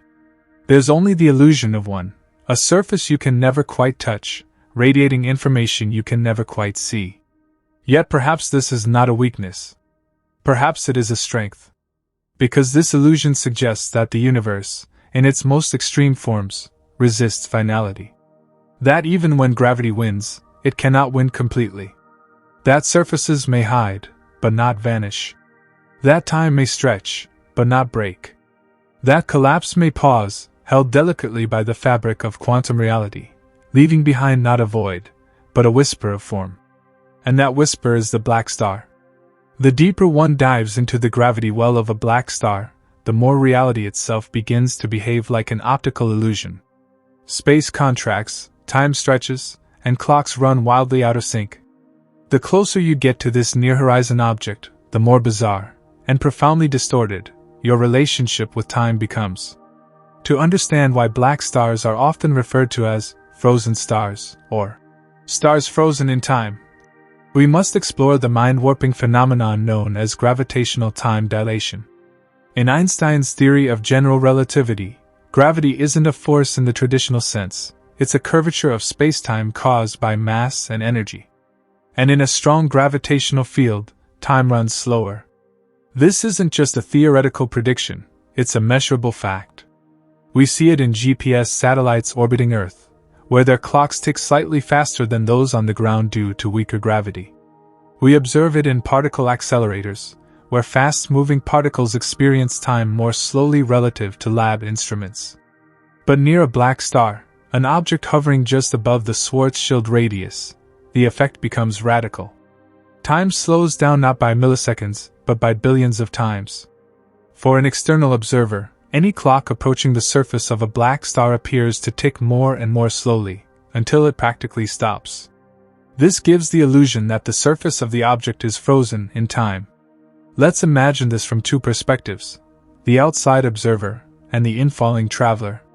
From a safe distance, you watch someone fall toward a black star. As they get closer to the surface, their movement slows. Their signals, be it light, radio waves, or any form of communication, arrive increasingly delayed, redshifted, and spaced farther apart. Eventually, the traveler appears to hover just above the surface. They stop falling, not because they actually stop, but because time for them has slowed to such an extreme that their motion is stretched out to infinity in your frame of reference. You'll never see them cross that final gap. To you, they're eternally frozen, suspended in time at the threshold of the black star. This isn't some trick of light. It's a genuine consequence of how space-time operates near such an object. The gravitational field warps time so severely that seconds on the surface may equate to millions of years for someone watching from afar. If the black star is emitting radiation or particles, those emissions are so deeply time-dilated that they trickle out at an imperceptibly slow rate. What could be a rapid process on the surface becomes a cosmic crawl to the rest of the universe. Now imagine the experience of the infalling traveler. In their own frame, everything feels normal, at first. As they approach the surface, they notice the gravity increasing. Maybe they feel the stretch of tidal forces, depending on the mass of the black star. But their heartbeat still ticks, their thoughts still flow, their instruments still blink. Yet outside the window of their spacecraft, the universe begins to blur and shift. Stars seem to smear across the sky. The outside cosmos appears to accelerate, as if time is speeding up everywhere else. Distant galaxies spin faster. The cosmic microwave background warps into strange patterns. They are moving normally, but the rest of the universe seems to sprint ahead. Eventually, even the radiation from the universe, the echo of the Big Bang, seems to blue shift, to concentrate, to intensify. It's as though time outside is accelerating, while time inside remains steady. If they could look back at Earth, they might see centuries pass in moments. Civilizations rise and fall in the blink of an eye. Stars burn out. Galaxies drift apart. The expansion of the universe itself might become visible across their local timescale. And yet, the traveler keeps falling. Toward what? Toward a surface that isn't truly there in the classical sense, a region that recedes ever so slightly before them. They may never hit it, or if they do, the encounter may feel more like a merging with a field than a collision with a solid boundary. The interior of a black star, if it even exists in the form we understand, would be hidden behind an immense wall of time dilation. From the universe's perspective, the collapse of the star was never completed. It's as if the universe pressed pause at the last instant of the collapse, and the object has been frozen there ever since. This eternally collapsing object model is one of the leading frameworks used to describe black stars. The star begins to collapse as expected, but as it nears the Schwarzschild radius, quantum effects and relativistic time dilation combine to stretch that final moment forever. Collapse doesn't halt entirely, but slows to such a crawl that for all practical purposes, the star is in perpetual limbo. It is frozen in time from the external world's viewpoint. And this freezing is more than metaphor. It's a literal description of how relativistic time behaves in such strong gravitational fields.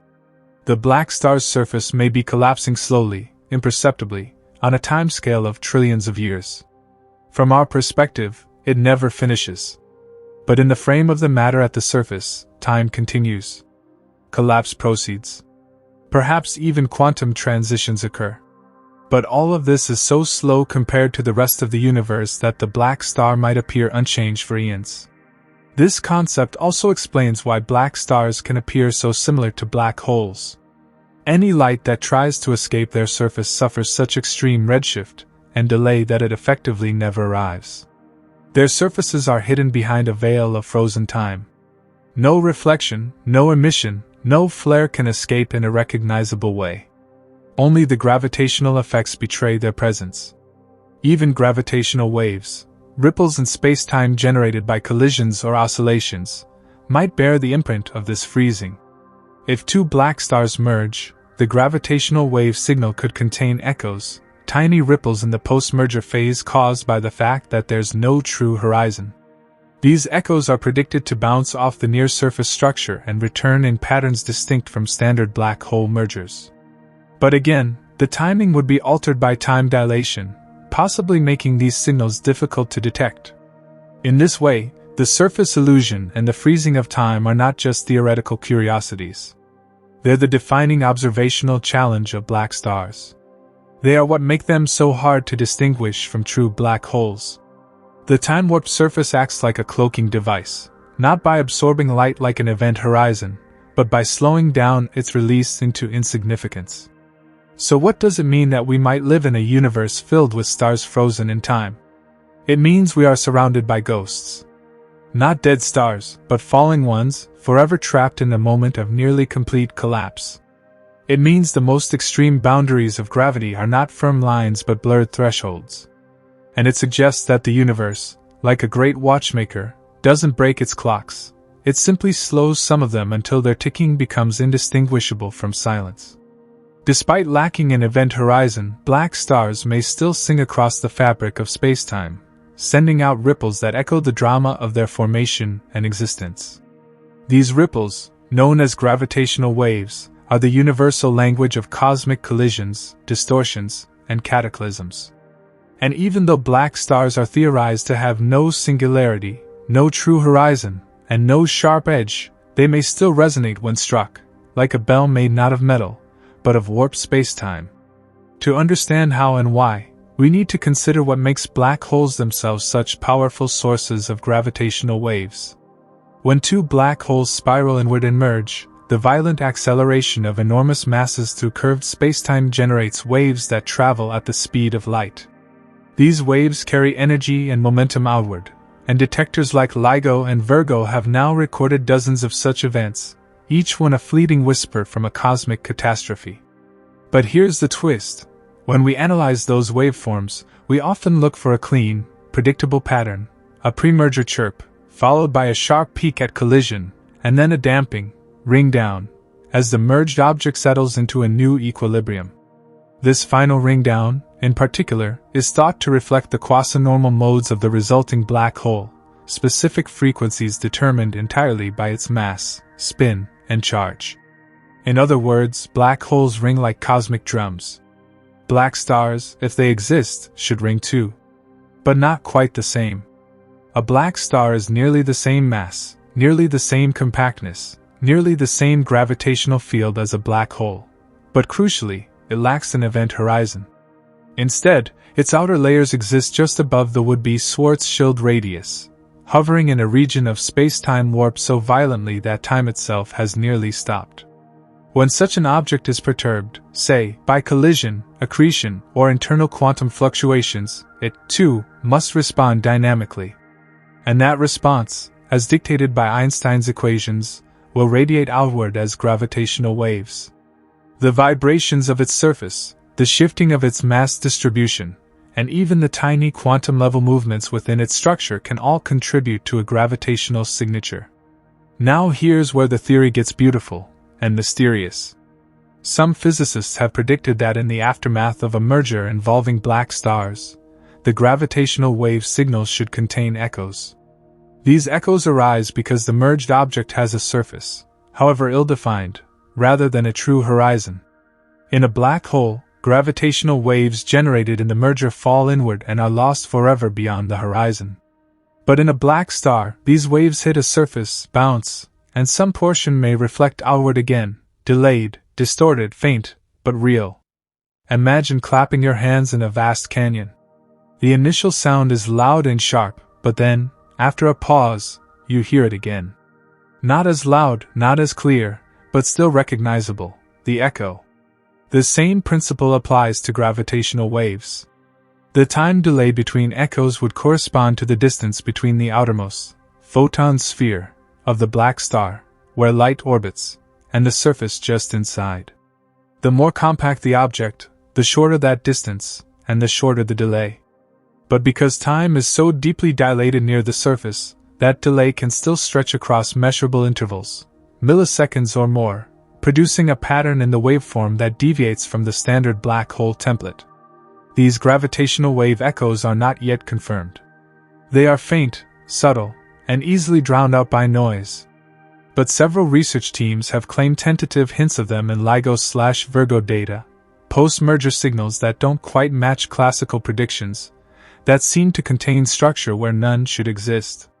If confirmed, these echoes would be revolutionary. They would prove that at least some of the so-called black holes we've observed are not true horizons, but horizonless objects, possibly black stars. They would force us to rewrite our models of compact object mergers, to reevaluate the end states of stellar collapse, and to explore a new frontier in quantum astrophysics. But even apart from echoes, black stars may exhibit other unique gravitational wave characteristics. Because their surfaces might have internal structure, ripples, oscillations, tension patterns, they could support more complex vibrational modes than black holes. A black hole is defined only by mass, spin, and charge. A black star could, in principle, have a rich internal spectrum of tones, just like a violin string can vibrate in harmonics. These internal vibrations, if coupled to the external spacetime, could leak out as distinctive signals. Moreover, if black stars undergo oscillatory collapse, where the outer layers fluctuate in radius before settling, this would generate periodic gravitational disturbances. Even infalling matter might bounce off the quasi-surface, generating transient wave bursts that differ sharply from the smooth accretion profile of a black hole. In other words, the ringing of a black star is not just one note, it might be a whole chord, rich with harmonics, interference, and perhaps even chaos. And that ringing could tell us what the object is made of. If the internal matter is some exotic quantum field, the way that field vibrates might be radically different from neutron matter or stellar plasma. If the interior is a quantum condensate or Planck-scale foam, the structure of those vibrations could encode information about quantum gravity itself.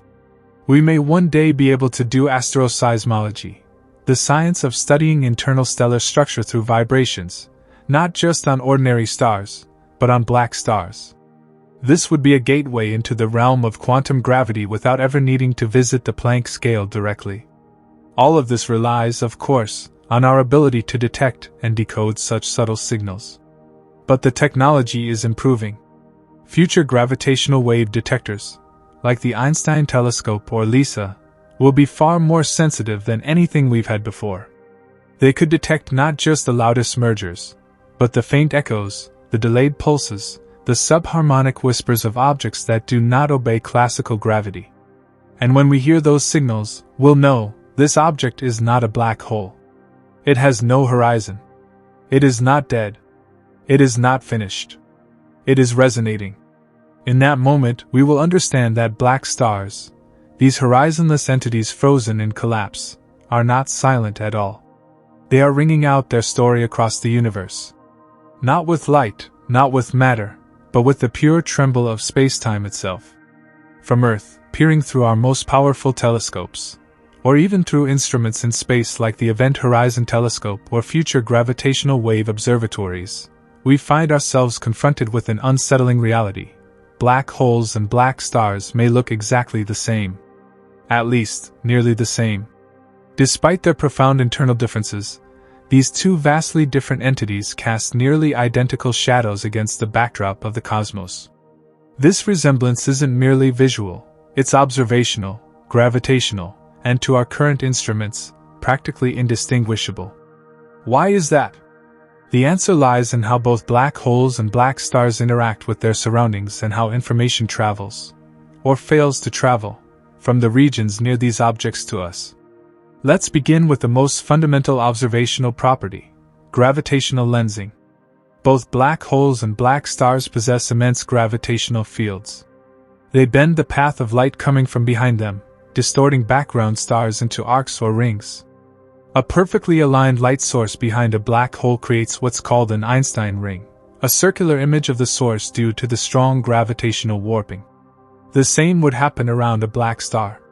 Their mass and radius are virtually identical to black holes. Since the lensing depends on those properties, not on whether there's an event horizon, a telescope capturing light from nearby would see the same eerie distortions. There is no visual telltale that screams, "This is not a black hole." Now consider accretion disks, the blazing rings of gas and dust spiraling into these massive objects. As matter approaches a black hole, it compresses and heats to millions of degrees, radiating intense X-rays and visible light. The dynamics of this disk are governed by gravity, angular momentum, and magnetic fields. In both black holes and black stars, the gravitational pull at the edge is so strong that the inner edge of the disk terminates near the innermost stable circular orbit, or ISCO, a point determined by the object's mass and compactness. Since black stars are just above the Schwarzschild radius, their ISCO is effectively the same as a black hole's. The resulting accretion disk would have the same structure, the same light emission, and the same relativistic Doppler beaming. To any telescope, the object at the center of that disk looks like a black hole. The Event Horizon Telescope, EHT, which gave us the famous image of the supermassive black hole in M87, relies on capturing the silhouette of the black hole, the shadow, formed by light that's bent and absorbed near the event horizon. That dark central void is not directly imaged light, but rather an absence of it, a shadow formed by gravitational lensing. Here again, a black star would look virtually identical. Its surface would be so deeply redshifted that any light trying to escape would be stretched to invisibility. Photons could be trapped in orbits or slowly spiral away over thousands of years. The image it casts would be a nearly perfect match for a black hole's. EHT could be staring directly at a black star without knowing it. Even more confusing is the redshift factor. In black hole physics, any light emitted just outside the event horizon is redshifted to oblivion. In a black star, the surface may exist just nanometers beyond that horizon, but due to the extreme gravitational time dilation, the redshift would be almost as severe. Any photons trying to escape from the surface would lose energy climbing out of the gravity well, reaching distant observers as faint, low-frequency radiation, effectively undetectable. The distinction between light can't escape and light escapes so slowly and weakly it might as well not becomes observationally meaningless. Telescopes are also blind to internal structure. We can't see inside a black hole because its event horizon marks a boundary beyond which no information can return. But even if the object has no event horizon, like a black star, the gravitational lensing, redshift, and surface time dilation hide the internal contents just as well. It's not just a matter of visibility, it's about information flow. The outside universe is cut off from the interior not by a wall, but by time itself. The observational result is the same, a dark, compact mass from which nothing informative seems to emerge. Let's go a step further. Suppose we fire matter at the object and watch what happens. In a black hole, infalling matter crosses the horizon and disappears.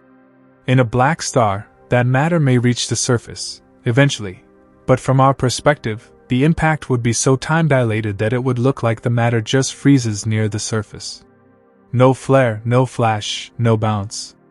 In either case, we see the same thing, an object that devours matter silently and without drama.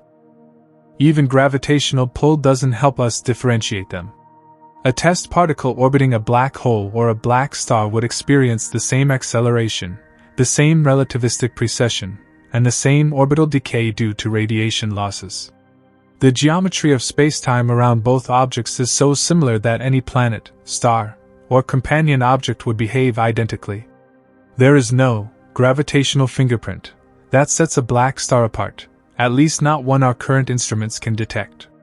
This is why so many candidates we currently classify as black holes might actually be black stars. The observational criteria we use, mass, compactness, gravitational lensing, X-ray flares, accretion disk dynamics, are insensitive to the presence or absence of a true event horizon. We are making assumptions based on indirect signatures, not direct detection. And yet, theorists believe that subtle differences may eventually emerge, if we know where to look. For example, the post-merger gravitational wave signals from colliding compact objects may differ slightly between true black holes and black stars. Black holes are memoryless. After a merger, the resulting black hole quickly settles into a stable state defined only by mass and spin. But black stars, with their quasi-surfaces and potential internal structure, may exhibit delayed vibrations or echoes. These could appear as small, delayed ripples in the gravitational wave signal, a smoking gun for a horizonless object. But these echoes are faint and buried in noise. As of now, they are only tentative in the data. Future observations may rely on more precise timing of X-ray flares or pulsar orbits near compact objects. A star orbiting closely around a black star might show tiny deviations in its timing due to differences in the space-time curvature near the surface. Or perhaps, if quantum effects cause a black star to emit a faint, unpredictable spectrum of radiation, we might detect that background quantum hum.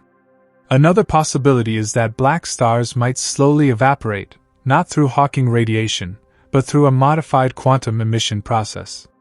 If we can detect the cooling of such an object over time, or spot one suddenly emitting a flash after eons of silence, we may have caught a black star transitioning, revealing its true nature. But until then, the reality is sobering. Black stars are cosmic chameleons. From any telescope, they appear cloaked, not by a fabric or membrane, but by the rules of space-time itself. Their appearance is a disguise woven from gravitational lensing, time dilation, and redshift, one so convincing that even our best technology may be deceived. This is not just a technical challenge. It's a philosophical one. If two objects are observationally indistinguishable, does it matter that they are fundamentally different? If we cannot tell the difference between a black hole and a black star from any vantage point, what does that say about the limits of science? Are we doomed to guesswork, or will the next generation of instruments finally pierce the veil? Until then, we live in uncertainty. Perhaps the night sky is filled not with the graves of dead stars, but with survivors. Objects that nearly fell into nothingness but were saved by quantum laws. Stars that still exist, frozen in collapse, hidden in plain sight. And we, looking through our telescopes, are witnessing not their ends, but their secrets. The Event Horizon Telescope, EHT, marked a monumental leap in observational astronomy when it delivered humanity's first direct image of a black hole in 2019. The blurry, fiery ring around the dark central void, captured from the heart of galaxy M87, offered visual confirmation of what general relativity had predicted for over a century. But now a provocative question emerges from the edges of that cosmic shadow: what if that object wasn't a black hole at all? What if it was a black star, an object without an event horizon, yet so similar in gravitational behavior that even our most precise telescopes can't tell the difference? Could the EHT, our sharpest cosmic eye, actually tell the difference between a black hole and a horizonless black star? To answer that, we need to understand exactly what the EHT sees, and crucially, what it doesn't.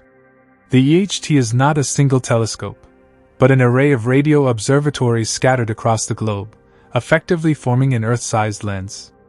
Using a technique called Very Long Baseline Interferometry, VLBI, the EHT combines signals from multiple telescopes to achieve ultra-high angular resolution, capable of resolving structures as small as tens of microarcseconds. That's enough to image the shadow of a supermassive black hole across 55 million light-years of space. But that image, the dark circle surrounded by a bright ring, isn't a snapshot of the object's surface. It's a silhouette created by the gravitational bending of light. The ring is actually the result of photons orbiting the black hole multiple times before escaping toward Earth. This photon ring is a product of extreme space-time curvature. The dark center isn't the object itself, it's where light cannot easily escape, where photons get swallowed or redirected, creating an observational shadow. Here's the critical point. This shadow structure is shaped almost entirely by the object's mass and compactness, not by whether it has an actual event horizon. So if a black star has nearly the same mass and radius as a black hole, and lies just fractions of a Planck length outside the event horizon radius, its gravitational field is virtually identical. The light bending, the photon ring, the gravitational lensing, all would be the same. From the EHT's point of view, the object's behavior is what defines its image, not its internal structure or the presence of a hard surface. That means no horizon is necessary to produce the same observational signature.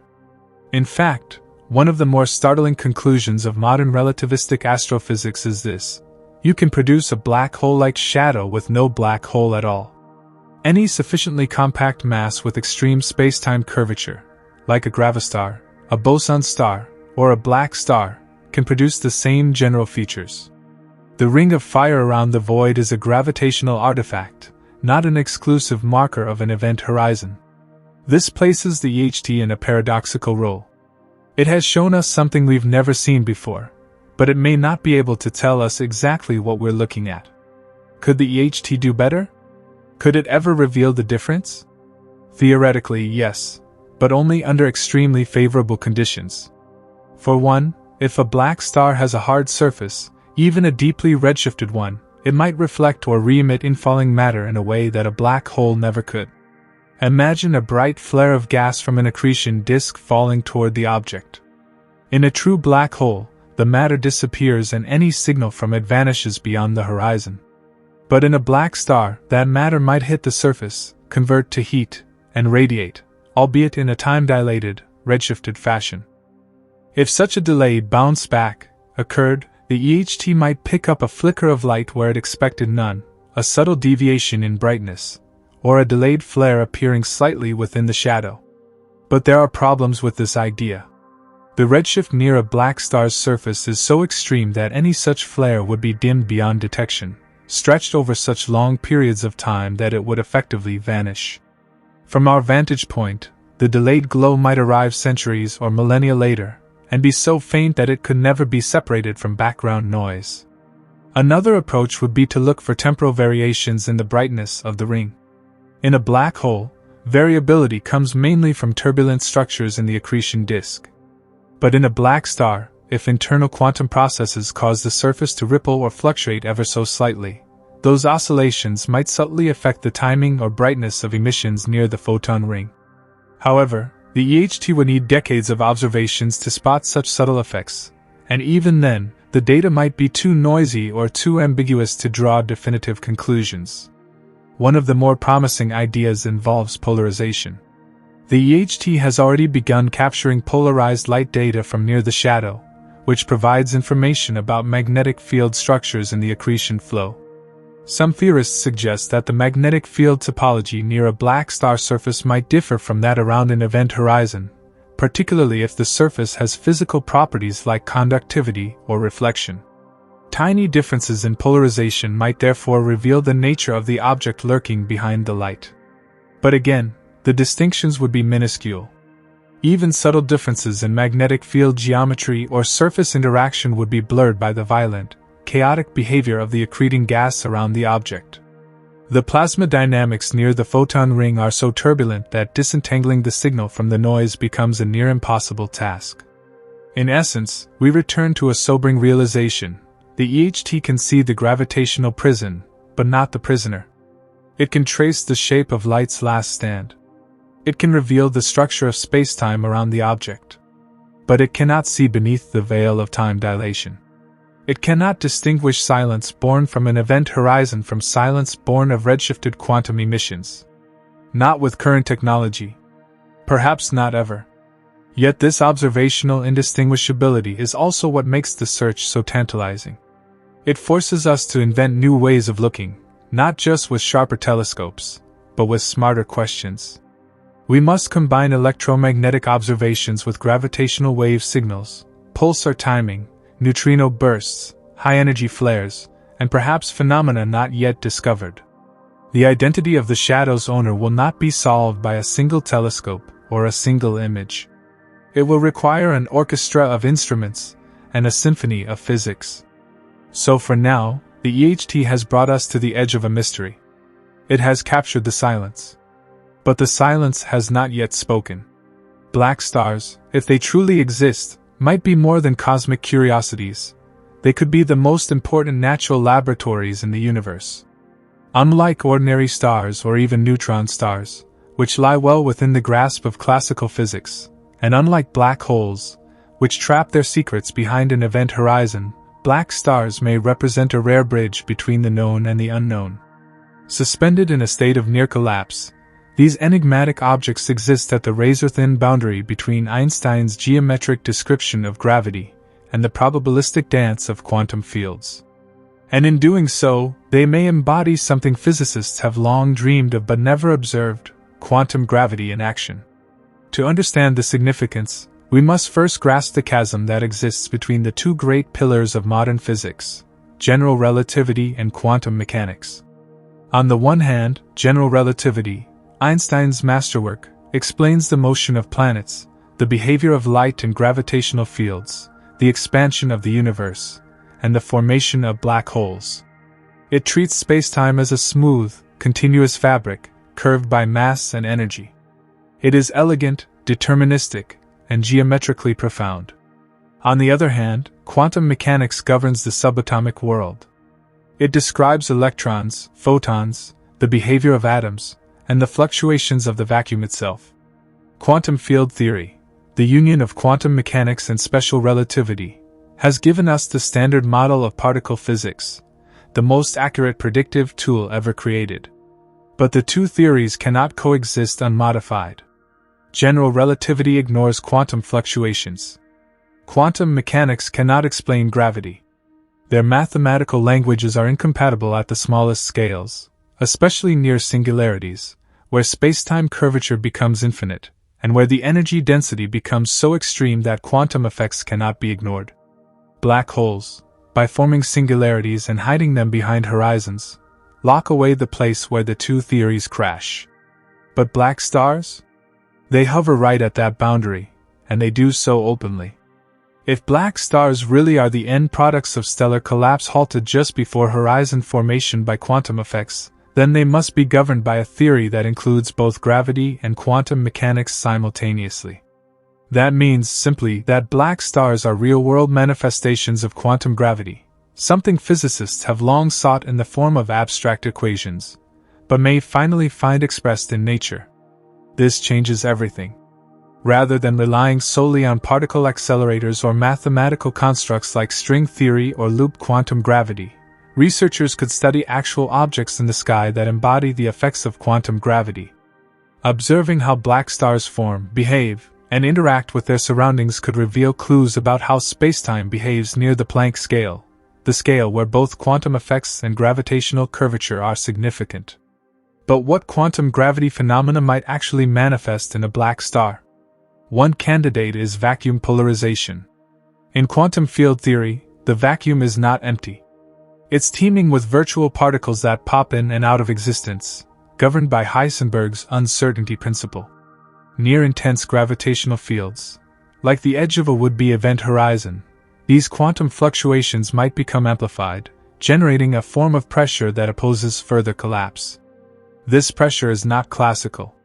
It's not the result of particle degeneracy, like in white dwarfs or neutron stars. It's a quantum effect of the vacuum itself pushing back against gravity. Another candidate is the Planck scale structure of spacetime. Several approaches to quantum gravity, like loop quantum gravity or causal dynamical triangulations, predict that spacetime at the smallest scales is not smooth, but grainy or foamy. If that's true, then the interior of a black star might not be a collapsing ball of matter at all. It might be a highly curved region of quantized geometry, where distances, time intervals, and even causal connections are fundamentally discrete. Observing the external effects of such a structure, like echoes in gravitational waves or slow quantum evaporation, would be a way of probing this ultramicroscopic reality. And then there's the information paradox, a puzzle that arises when black holes appear to erase information about what falls into them, violating the core tenet of quantum mechanics, unitarity. In a true black hole, the information that goes past the event horizon is seemingly lost forever. But if the collapsing star instead forms a black star, with no horizon and a structure that remains in contact, however weakly, with the external universe, then perhaps the information is never lost. It simply leaks out slowly, over unimaginably long time frames, carried on the backs of redshifted photons, neutrinos, or quantum gravitational ripples. In that case, black stars aren't just quantum gravity laboratories. They're information vaults, holding the key to understanding how the universe preserves its own history. This line of thought also elevates black stars to a special role in cosmology and particle physics. If we can detect even one phenomenon that clearly differentiates a black star from a black hole, a signal delayed but not lost, a gravitational wave echo, an anomalous quantum emission, then we have a direct window into physics beyond the standard model. We would have observational evidence that nature does not end at the edge of general relativity, but continues into a deeper, quantum realm. Physicists dream of such clues. They search for them in the behavior of neutrinos, in the unexpected cooling of neutron stars, in anomalies in gravitational wave data. But a black star could provide a unifying context, a place where gravity, quantum theory, and the structure of space-time are all tangled together in a physical object, waiting to be interpreted. Theorists have even proposed that black stars might help test or rule out specific quantum gravity theories.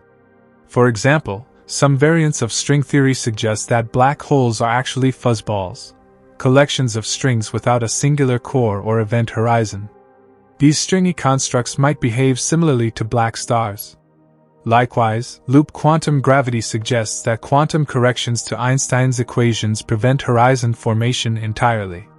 These effects might be visible in the collapse dynamics or merger signatures of black star candidates. And let's not forget the practical implications.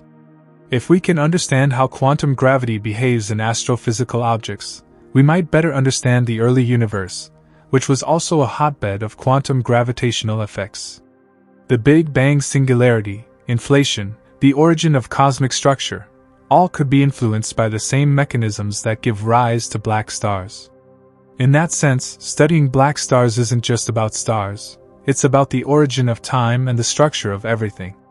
So the next time we point a telescope or gravitational wave detector at the sky and observe a flicker, a ripple, a silence, we may be listening to the equations of quantum gravity being spoken aloud by the universe itself. And black stars may be the only places where that whisper escapes. If there's a place in the cosmos where the line between black holes and their quantum cousins, the black stars, might be teased apart, it's not necessarily in the light we see, but in the gravitational waves we hear. LIGO, Virgo, and Cagra, our gravitational wave observatories, have transformed astrophysics in the last few years.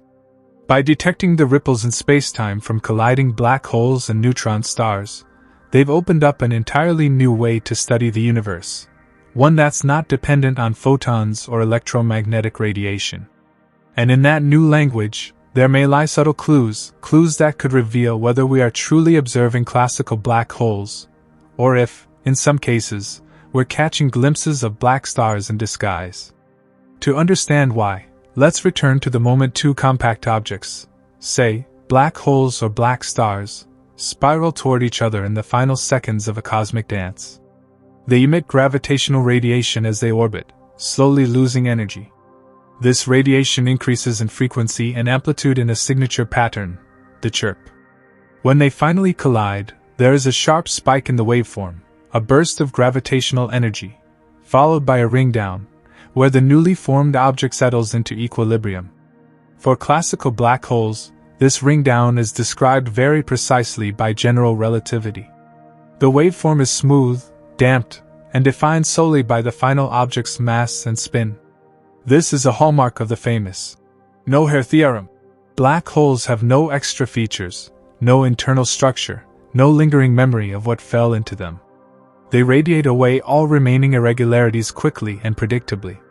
But what if the merged object isn't a classical black hole? What if it's a black star? This is where things get truly fascinating. Black stars, unlike black holes, don't have event horizons. Instead, they may have a quantum surface that's just outside the Schwarzschild radius. That surface might reflect, refract, or modulate gravitational waves differently from an event horizon. And this could leave a faint, but detectable, imprint on the post-merger signal. The difference would be most obvious after the main ring down, where a black hole waveform should fade away into silence. But black stars might not go silent. They might echo. These hypothetical gravitational wave echoes arise because, without a true horizon, gravitational waves generated inside the photon sphere don't get trapped forever. Some bounce off the surface and re-emerge later. They take longer routes, reflect back and forth between the surface and the light ring, and escape in delayed bursts, creating faint, repetitive ripples in the signal.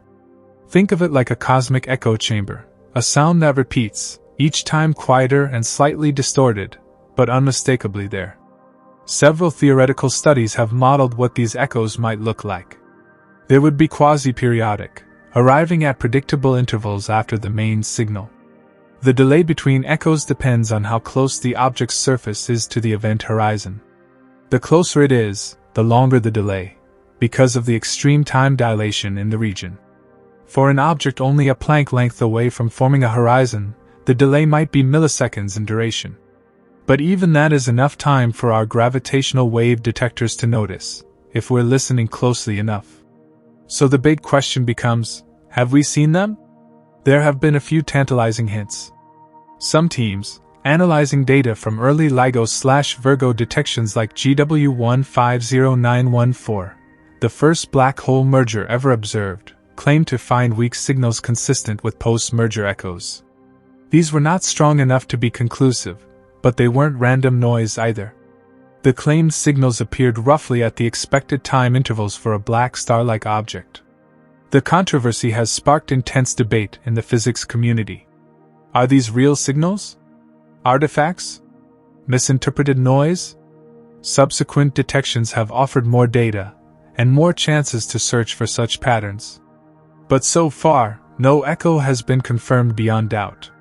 The problem is partly technical. These echoes would be extremely faint, perhaps orders of magnitude quieter than the initial signal. Separating them from background noise, seismic, thermal, or instrumental, is incredibly difficult. Moreover, gravitational wave detectors were not originally designed with this kind of signal in mind. But things are changing.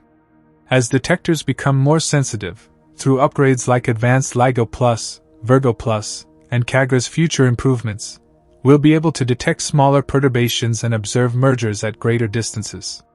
The upcoming Einstein telescope and LISA, Laser Interferometer Space Antenna, promise even more precision. These instruments may detect gravitational wave signals that last longer and are clearer in their final phases. If echoes exist, these next-gen observatories might finally resolve them. Beyond echoes, there are other clues gravitational wave data might offer. For example, if black stars have internal structure, such as layers of exotic matter or quantum condensates, they may support more complex vibrational modes. This could slightly alter the quasi-normal modes of the ringdown. The spectrum of gravitational waves wouldn't just depend on mass and spin, it would be richer, with subtle deviations from classical predictions. Another possibility is that gravitational wave memory, a permanent distortion of spacetime left behind after a wave passes, could be altered if the merging objects aren't classical black holes. A black star might absorb or emit gravitational energy differently due to its surface interactions or quantum structure.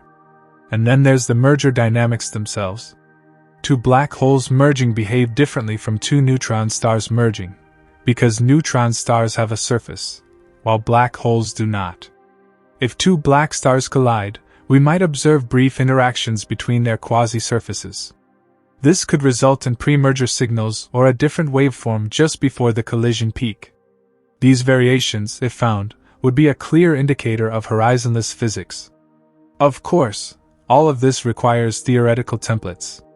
Our ability to detect subtle differences in gravitational waves depends on comparing observations to predicted models. Right now, most of our waveform libraries are built for classical objects. Building detailed waveforms for black stars is a major challenge, requiring full quantum gravity simulations that remain out of reach. But even imperfect models may help. If enough anomalies appear, if enough ringdowns last longer than they should, if enough post-merger signals hint at echoes, if enough deviations build up across dozens or hundreds of events, we may be able to statistically rule out the idea that all observed mergers are classical black holes. We might begin to see a population of compact objects that behave just a little differently. That population could be our first observational evidence for black stars. So yes, gravitational wave detectors may hold the key. Not just to proving black stars exist, but to understanding how they form, how they behave, and what they're truly made of. Every ripple in spacetime we detect is not just a cosmic drama, it's a data point. A clue. A whisper from the edge of known physics. And somewhere in that whisper, we may find the fingerprint of a star that never quite fell into silence. When two colossal objects, black holes or their lookalikes, collide and merge in the dark tapestry of space, they send out gravitational waves, ripples in the very fabric of space-time. These waves, caught by instruments like LIGO, Virgo, and CAGRA, tell a story. A story of mass, motion, and finality. But what if that story doesn't end where we thought it did? What if, after the final chirp, there is still a whisper, a faint, delayed reverberation echoing back through the cosmos? A gravitational echo that signals the object left behind isn't a traditional black hole at all, but something stranger? Something like a black star? The idea of echoes in the signal is one of the most compelling and controversial predictions to emerge from the hypothesis of horizonless compact objects.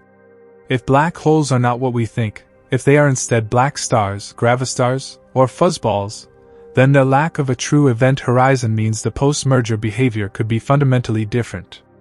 It could leave behind a signature that classical general relativity never anticipated. In general relativity, once two black holes merge, the resulting object settles rapidly into a final state, a bigger, spinning black hole. The emitted gravitational wave signal, after a dramatic rise, dies down in a smooth, ring-down phase. These ring-downs are shaped by quasi-normal modes, essentially the vibration patterns of space-time. They are clean, mathematical, and brief. After a few milliseconds, the waveform fades to silence. But for a black star, that silence might never come. A black star has no event horizon. It may have a quantum surface located just above where the event horizon would have formed. And in that scenario, some gravitational waves generated during the violent merger don't get absorbed. They bounce. This is the source of gravitational wave echoes. Here's how it works. When the merging objects form a new compact remnant, say, a black star, the merger generates a storm of gravitational radiation. Much of it escapes immediately and forms the main waveform we observe. But some portion of the wave energy travels inward toward the center. In a black hole, that energy simply passes beyond the event horizon, lost forever to the observable universe. In a black star, however, that inward wave reaches a surface. And then it reflects. The reflected wave doesn't bounce straight back to space. Instead, it enters a complex interplay. It moves outward, but as it nears the photon sphere, the region of spacetime where gravity is so strong that even light can orbit, it is temporarily trapped. This energy swirls, leaks, and eventually escapes, delayed. Not milliseconds after the main signal, but sometimes seconds, or even longer. And not as a sharp burst, but as a faint, repetitive echo that slowly fades over time. The result? A sequence of post-merger echoes, gravitational wave ripples that occur at regular intervals, spaced according to the time it takes for the wave to make another round trip between the surface and the photon sphere. Each echo is fainter than the last, but carries information about the internal structure of the object, structure that black holes aren't supposed to have. If these echoes exist, they represent an extraordinary opportunity, a direct probe of quantum gravity effects in astrophysical objects. And they wouldn't just tell us that a horizon is missing, they would tell us how it's missing. For instance, the time delay between echoes depends on how close the surface is to the Schwarzschild radius. A black star with a surface just a Planck length outside the event horizon would produce echoes separated by tiny intervals, mere milliseconds. If the object is slightly larger, the spacing grows. The frequency content of the echoes would also depend on the properties of the surface, its reflectivity, stiffness, quantum structure. Echoes could thus carry a fingerprint of the physics operating at the very edge of collapse. In a way, these echoes are like listening to the interior of a bell, not by opening it, but by hearing the way it rings after being struck. The tones and overtones tell you whether the bell is hollow or solid, metal or glass.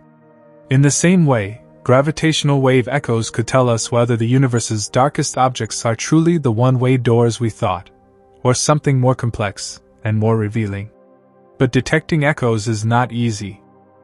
They are faint, often buried deep in the noise floor of gravitational wave detectors. Unlike the initial merger signals, which are loud and distinct, echoes are subtle and diffuse. Their frequency content may overlap with background hum. Their arrival times may not be perfectly regular, especially if the surface is fluctuating due to quantum effects. And the theoretical models used to search for them are still in early development. There is no universally accepted template. Still, the search is underway. In the data from GW150914, the very first gravitational wave detection, some researchers reported evidence of weak, repeating structures consistent with echoes. Follow-up studies on other events suggested similar hints. But controversy quickly followed. Were these real? Or were they statistical artifacts, patterns we wanted to see? The scientific community remains divided. Some argue the signals are within the bounds of random noise. Others say the patterns persist across multiple detections and are unlikely to be coincidences. Regardless of the current uncertainty, the potential is enormous. If even one echo were confirmed, it would revolutionize physics. It would imply that black holes as we know them don't exist, and that something quantum and horizonless lies at their core. It would validate decades of work on quantum gravity, string theory, loop quantum gravity, and beyond. It would open a new chapter in gravitational wave astronomy, one focused not just on mass and spin, but on quantum texture. And perhaps most importantly, it would prove that information isn't lost.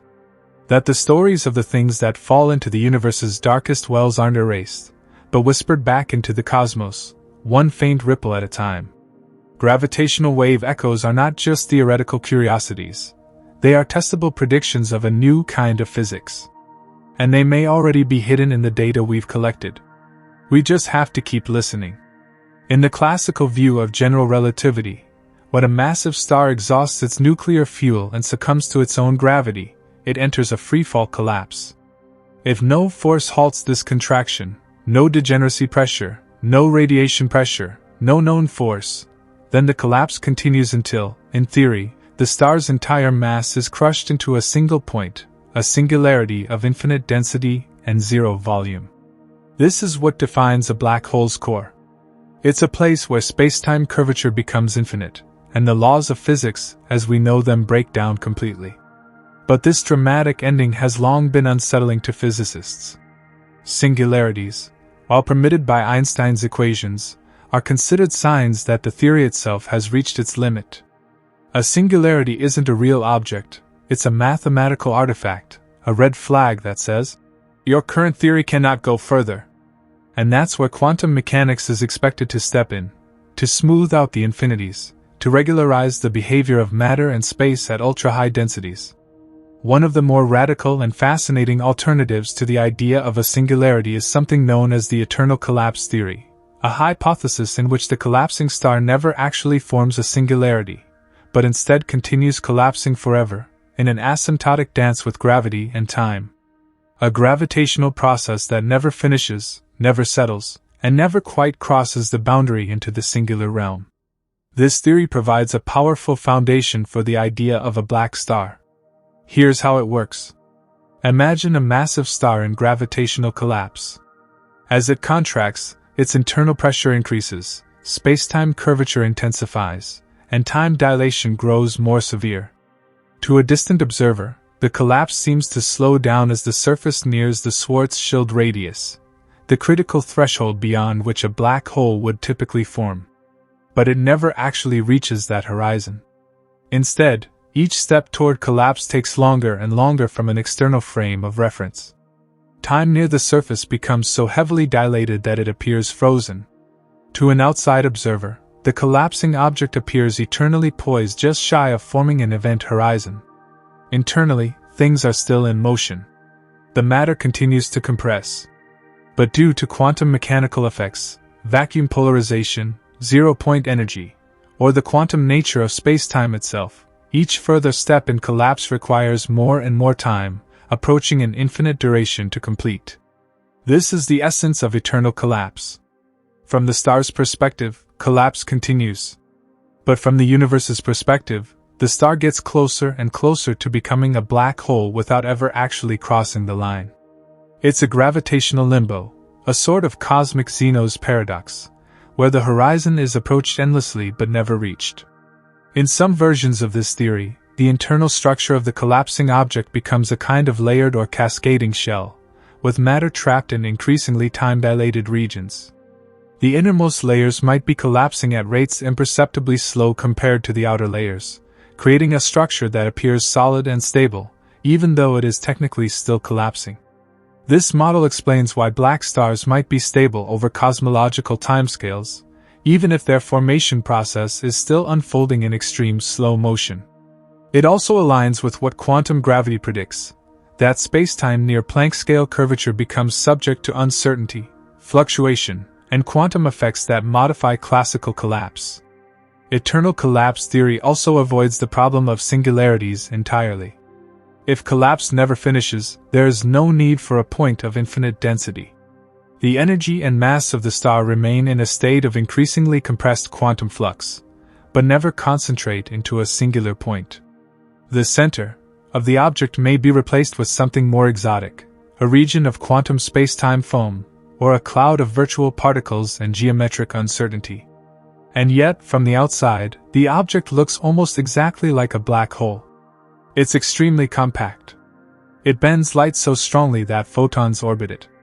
It emits gravitational waves when it merges with other compact objects. But it lacks one critical feature, a true horizon. Because collapse never finishes, nothing is permanently hidden from the universe. Light emitted from near the surface takes a fantastically long time to escape, but it can, eventually. Information isn't lost, it's merely delayed beyond imagination. This brings us to a crucial insight. Eternal collapse may be nature's way of preserving unitarity, the principle that information is never destroyed. If the universe refuses to permit the final formation of an event horizon, then it also refuses to sever causal connection. What falls into a collapsing object may remain trapped for eons, but not forever. Quantum processes might eventually return that information to the cosmos, pixel by pixel, echo by echo. This theoretical framework also opens doors to other possibilities. For example, if eternal collapse is real, then the surface of a black star would be a dynamical quantum membrane, an object under constant internal compression, with gravitational effects so strong that it distorts the very passage of time around it. Any interaction with this surface, like a particle impact, or infalling gas, might produce subtle, detectable signatures. Not because the object emits them intentionally, but because its structure modulates energy in ways different from a true black hole. An eternal collapse also fits naturally into the multiverse or bounce cosmology frameworks. In these models, our universe may be one of many, and its beginning, or a localized Big Bang, could have emerged from a collapsing region of another.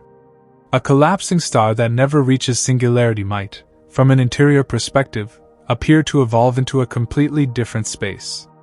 Some speculative theories even propose that eternal collapse leads to baby universe formation, with the collapsing star's core tunneling into a new universe via quantum gravitational processes. But regardless of the most far-out interpretations, eternal collapse presents a profound philosophical challenge to our assumptions. We are used to seeing processes complete. We expect things to reach finality. But eternal collapse suggests that in the universe's most extreme regions, finality is an illusion. Processes don't always end, they slow, freeze, stretch, and fade into timelessness. The death of a star may not be an explosion or a fade to black. It may be an infinite descent, a cosmic whisper collapsing forever inward without ever finishing its fall. And from this, we understand more deeply what a black star may be. It is not simply an alternative to a black hole. It is a process caught in eternal motion, a star whose death is never fully realized. It is gravity's unfinished thought, paused between two incompatible languages, relativity and quantum mechanics, forever nearing, never arriving. So, do black stars actually exist?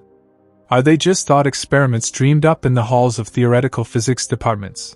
Or could they be real, physical objects dotting the night sky, hiding in plain sight as cosmic imposters? At the moment, black stars remain hypothetical. No direct, indisputable observation has confirmed their existence. But here's the key: the same could once be said of black holes. For decades, black holes were treated as mathematical predictions, strange, perhaps on physical outcomes of Einstein's equations. It took time, better instruments, and smarter analyses to realize that not only did black holes exist, but they were everywhere, at the centers of galaxies, in binary systems, and colliding in deep space. Today, we accept black holes as a fact of astrophysics. Black stars may be following a similar path. The core issue is this: from a distance, a black star can mimic a black hole almost perfectly. It's compact. It bends light so severely that few photons escape.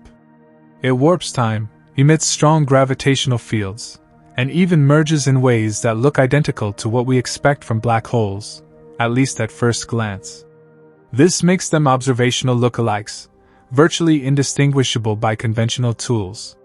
But virtually doesn't mean completely.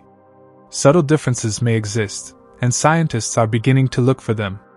There are a few tantalizing hints and candidate observations, not confirmations, but phenomena that could be consistent with black stars if interpreted a certain way.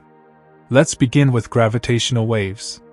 As discussed earlier, some of the gravitational wave signals detected by LIGO and Virgo, such as GW150914 and others, have been followed up by researchers looking for post-merger echoes, reverberations in the gravitational field that would only occur if the final object lacks a true event horizon.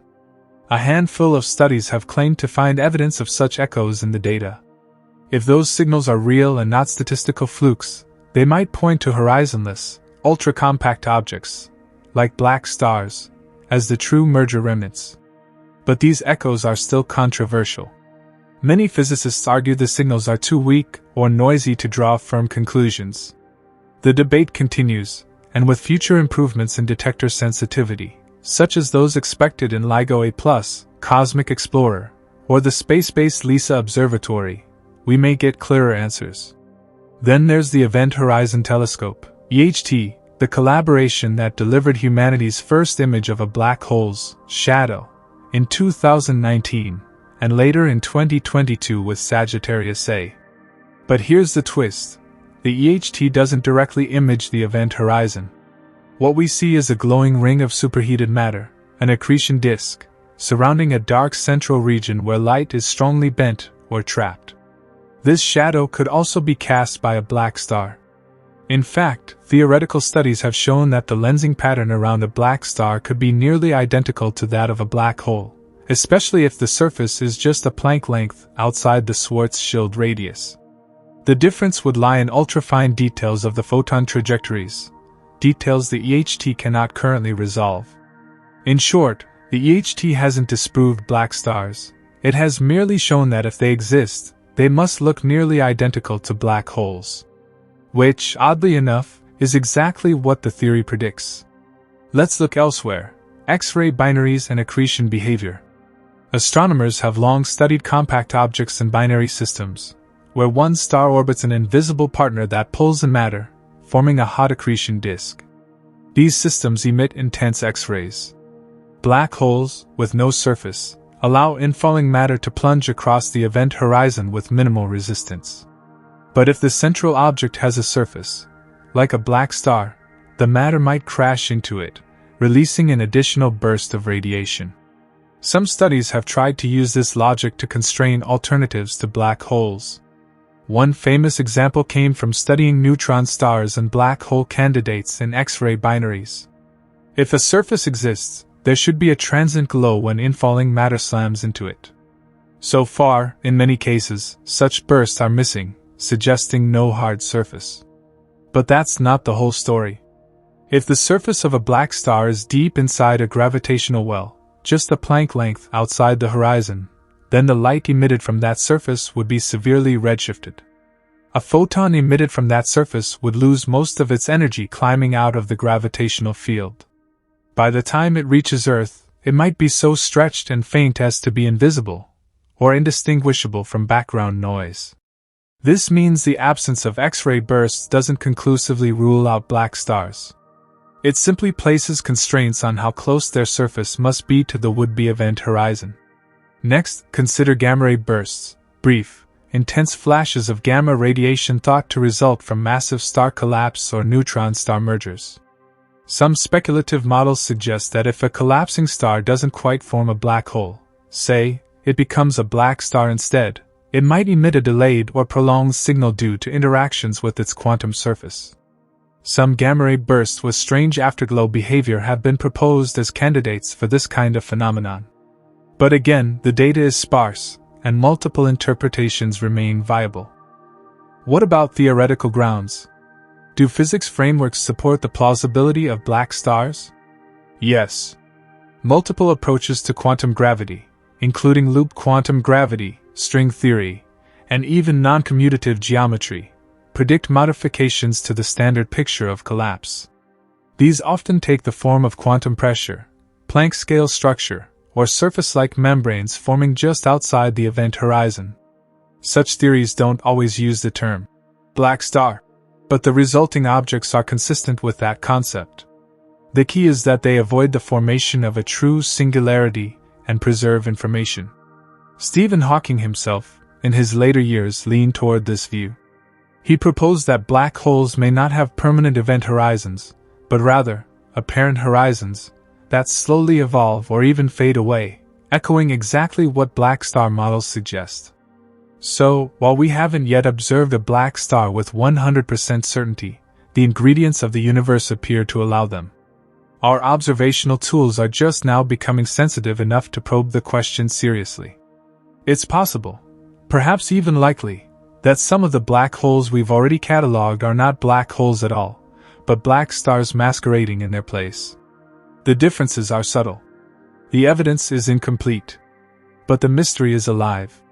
And as telescopes, detectors, and data analysis techniques evolve, we may soon uncover the truth.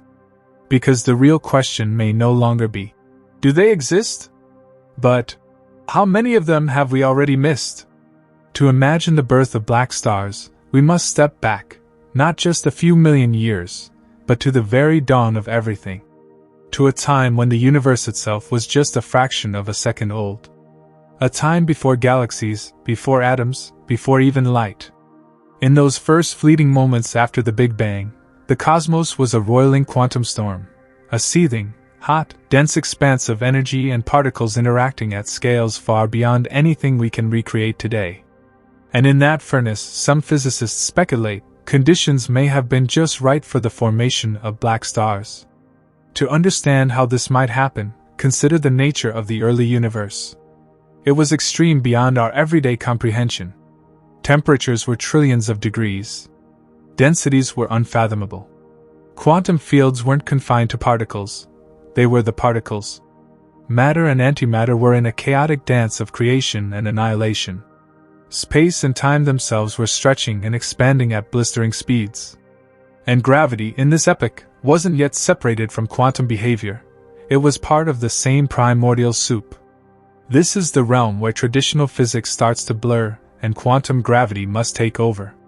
And in this quantum-dominated reality, collapse and stabilization could have followed rules very different from today. One of the key ingredients necessary for forming a black star is collapse without completion. That is, something must compress under gravity toward forming a black hole, but never quite cross the event horizon due to some stabilizing quantum effect. In the modern universe, this might occur during the death of massive stars. But in the early universe, collapse could happen without stars at all. This leads us to the idea of primordial compact objects, structures that might have formed from density fluctuations in the infant cosmos. Even in the nearly uniform soup of the early universe, quantum mechanics ensures that there were tiny variations in density and temperature. These fluctuations, amplified by inflation, eventually seeded the formation of galaxies, stars, and planets. But what if some of those early density peaks were so intense that they began to collapse under their own gravity almost immediately? They might have tried to form primordial black holes, a class of objects long hypothesized to exist, perhaps even making up a portion of dark matter. But here's the twist: if quantum gravity effects kick in during collapse, then some of these early black holes may have never fully formed. They may have halted at the brink of horizon formation. They may have stabilized just before the point of no return. In other words, the early universe might have produced primordial black stars. And these wouldn't need to wait for stars to die. They wouldn't require supernovae or stellar lifetimes. They could form within fractions of a second after the Big Bang, emerging directly from quantum gravitational processes in the plasma itself. This opens up breathtaking possibilities. Because primordial black stars, if they formed, would be ancient beyond imagination. They would be older than galaxies, older than light. They would have watched the cosmic microwave background form, seen the first atoms come together, and drifted through 13.8 billion years of cosmic evolution. And if they are truly stable, if their quantum structure prevents collapse and they slowly radiate or reflect incoming matter, they could still be here. Right now. All around us. Could these ancient horizonless objects be part of the dark matter we observe? It's possible. Dark matter is invisible to light, but it exerts gravitational influence. That's exactly how a black star would behave. If a population of primordial black stars formed early on and survived, they could account for some or even a significant portion of the dark matter halo that surrounds galaxies. Of course, there are constraints. If primordial black stars were too massive, they would affect the cosmic microwave background or distort galaxy formation. But smaller ones, ranging from asteroid mass to a few solar masses, could still be consistent with current observations.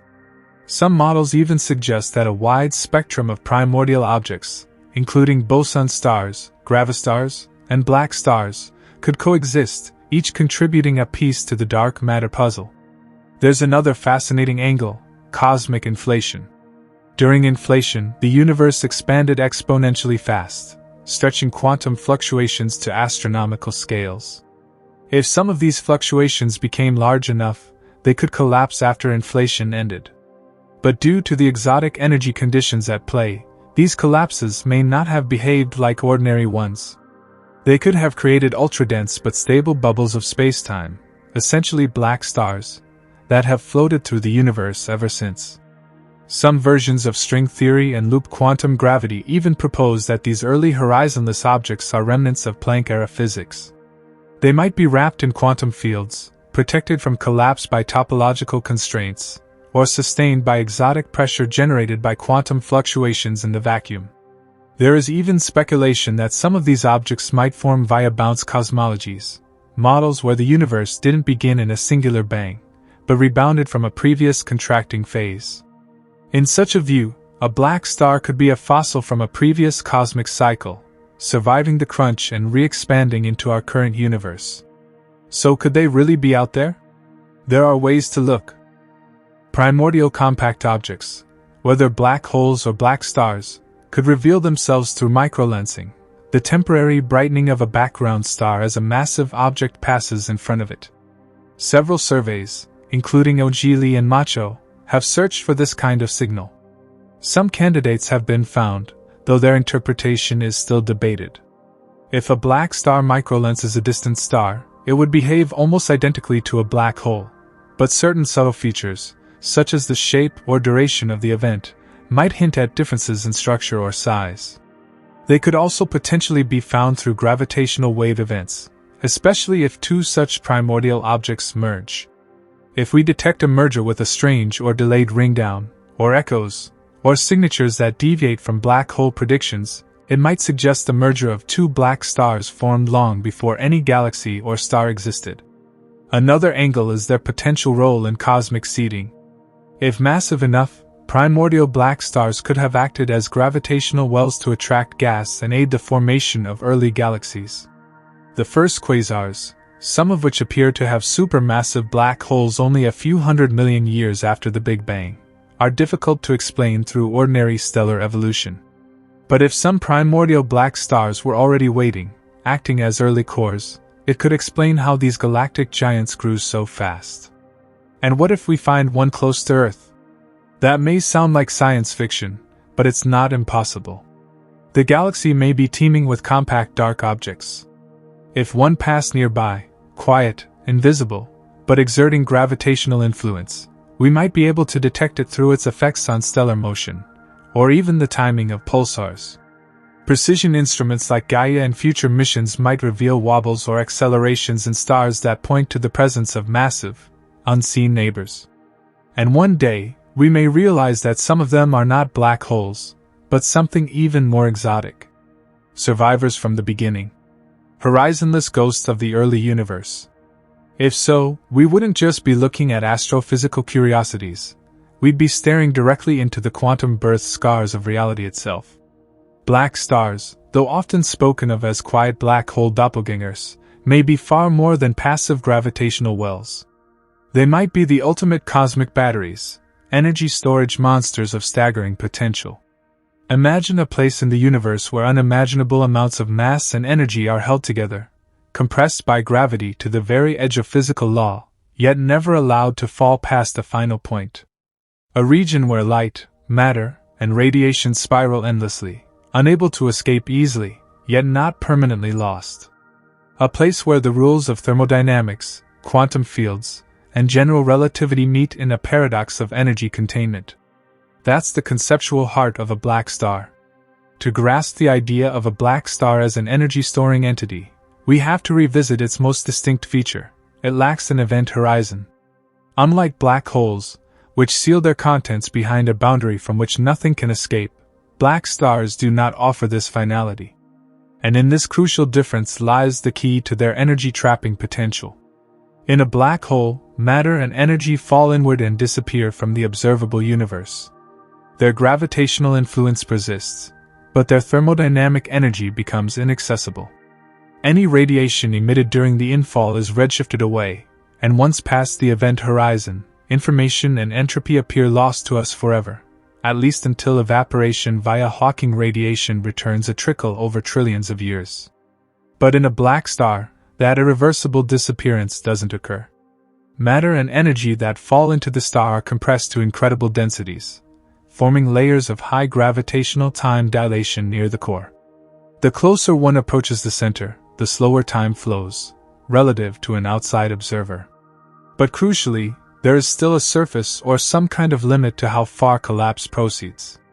Infalling matter doesn't vanish, it becomes trapped in a dynamic, compressed, time-warped interior. This sets up the conditions for extreme energy confinement. Take, for example, infalling gas from a nearby star. As it spirals into the black star, it heats up, just like it would around a black hole. The compression and friction of this matter release huge amounts of thermal energy. But unlike in a black hole, where the final moments vanish across the event horizon, a black star's internal surface or structure provides a kind of reflective boundary. Some of that infalling radiation is trapped, bouncing back and forth between layers of gravitational time dilation. Some may slowly leak out, but much of it remains stored. Now multiply that by millions of years. You begin to realize that a black star could accumulate vast reservoirs of trapped energy, from photons, neutrinos, magnetic fields, and plasma currents, all caught in its warped geometry. Think of it like a pressure cooker. The more you add, the hotter and more energetic the interior becomes. And if there's any form of feedback mechanism, say, a quantum reflective membrane, or Planck scale fields, it could continue compressing this energy to even more exotic states. One of the fascinating implications of this scenario is that the internal energy density of a black star may vastly exceed that of a traditional black hole of the same mass, not because of gravitational compression alone, but because none of the energy is permanently lost. The energy is stored in a suspended, time-dilated system that radiates only minimally, or only over extremely long timescales.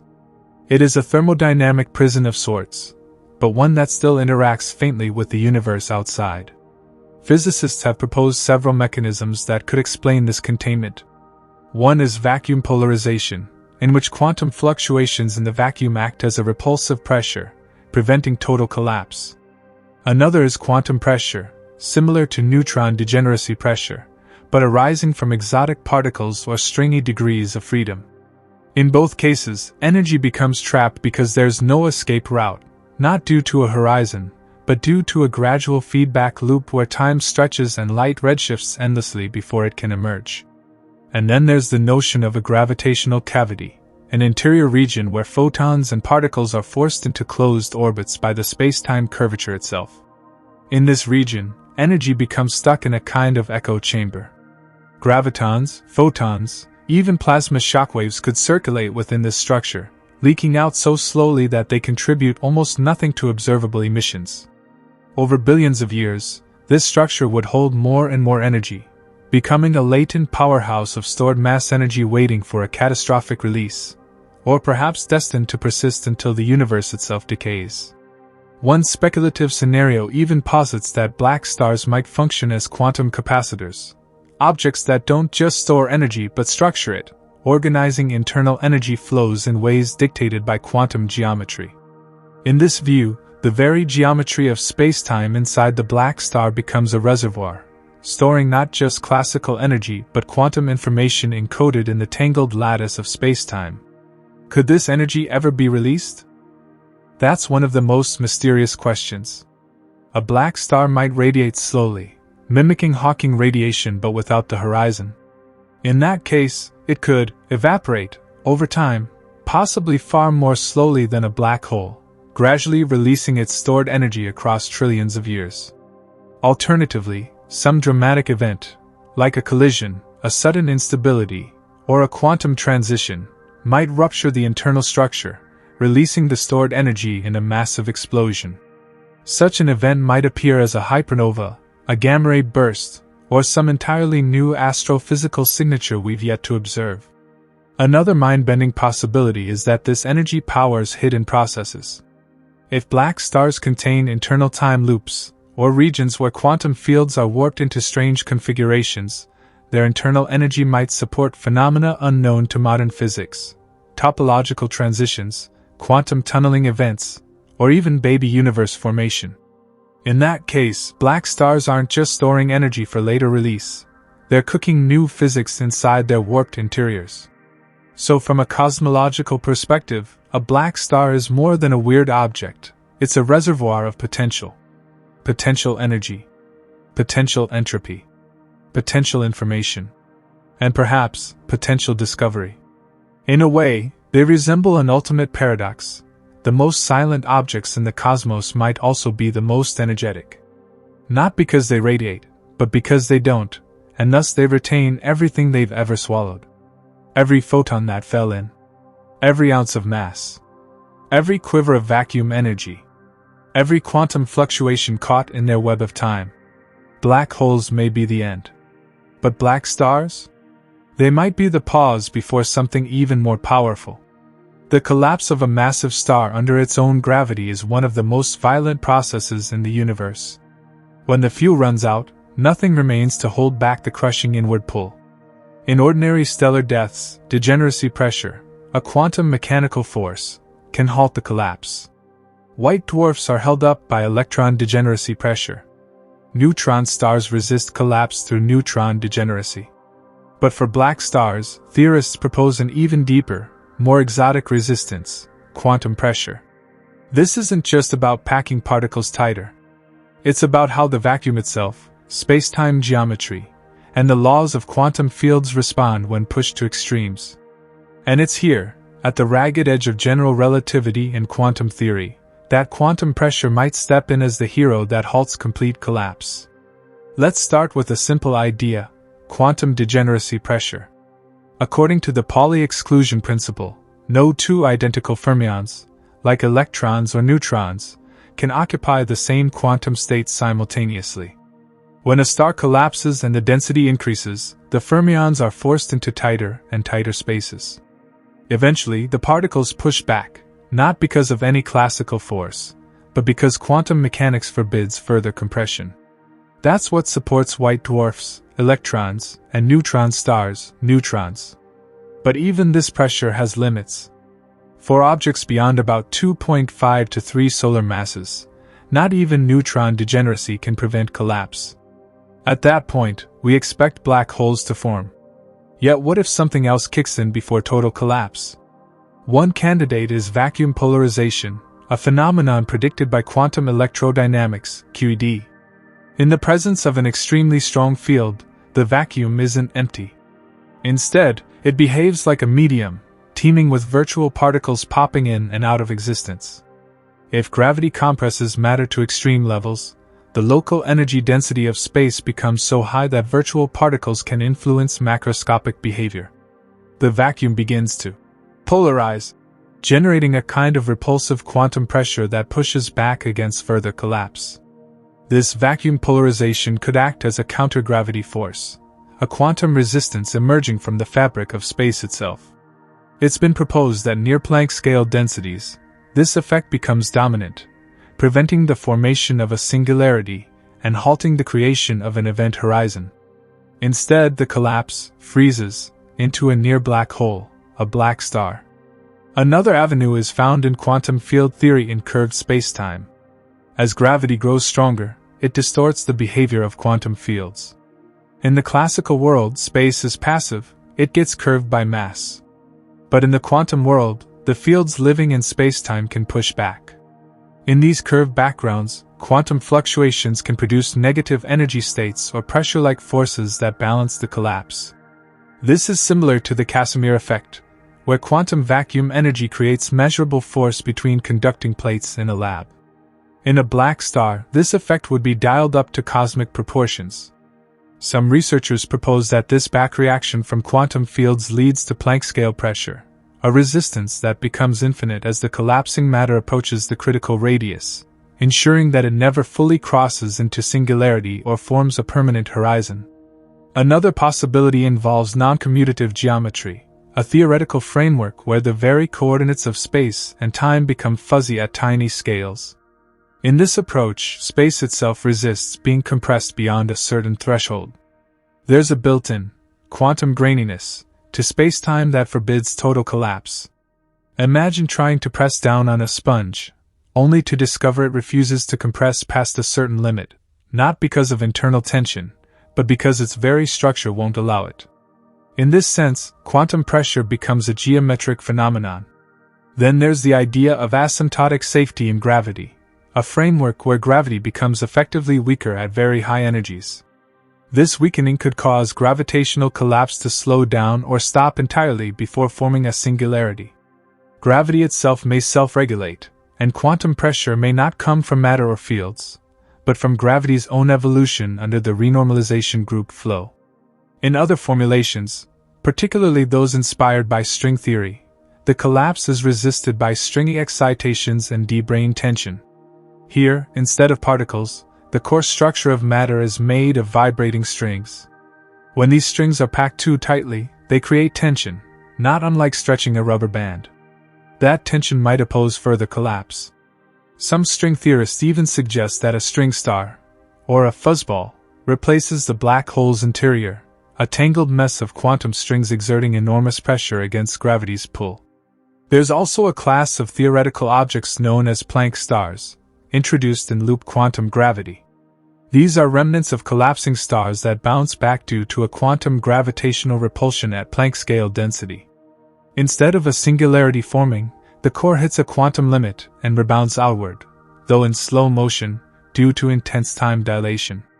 In effect, the star becomes a frozen collapse, maintained by quantum pressure locked inside a temporal stasis.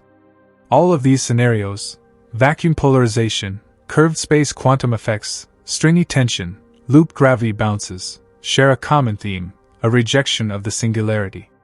They posit that nature abhors infinities and that quantum pressure, in one form or another, steps in to ensure the rules don't break. And where this quantum pressure halts collapse, a black star may form. But what does this mean observationally? If quantum pressure supports the object just outside the Schwarzschild radius, then its external appearance would be nearly indistinguishable from a black hole. Light would still struggle to escape. Gravitational lensing would remain extreme. But deep within, a quantum battle would rage, pressure versus pull, with collapse forever postponed. This model also redefines the thermodynamics of such objects. Because unlike in a black hole, where energy and entropy are tied to the horizon, a black star could have an internal entropy reservoir regulated by quantum pressure and geometry. It might emit faint radiation from its surface, not via tunneling like Hawking radiation, but through ultra-slow leakage of trapped photons and particles. That leakage would be shaped by the quantum structure maintaining the star's stability.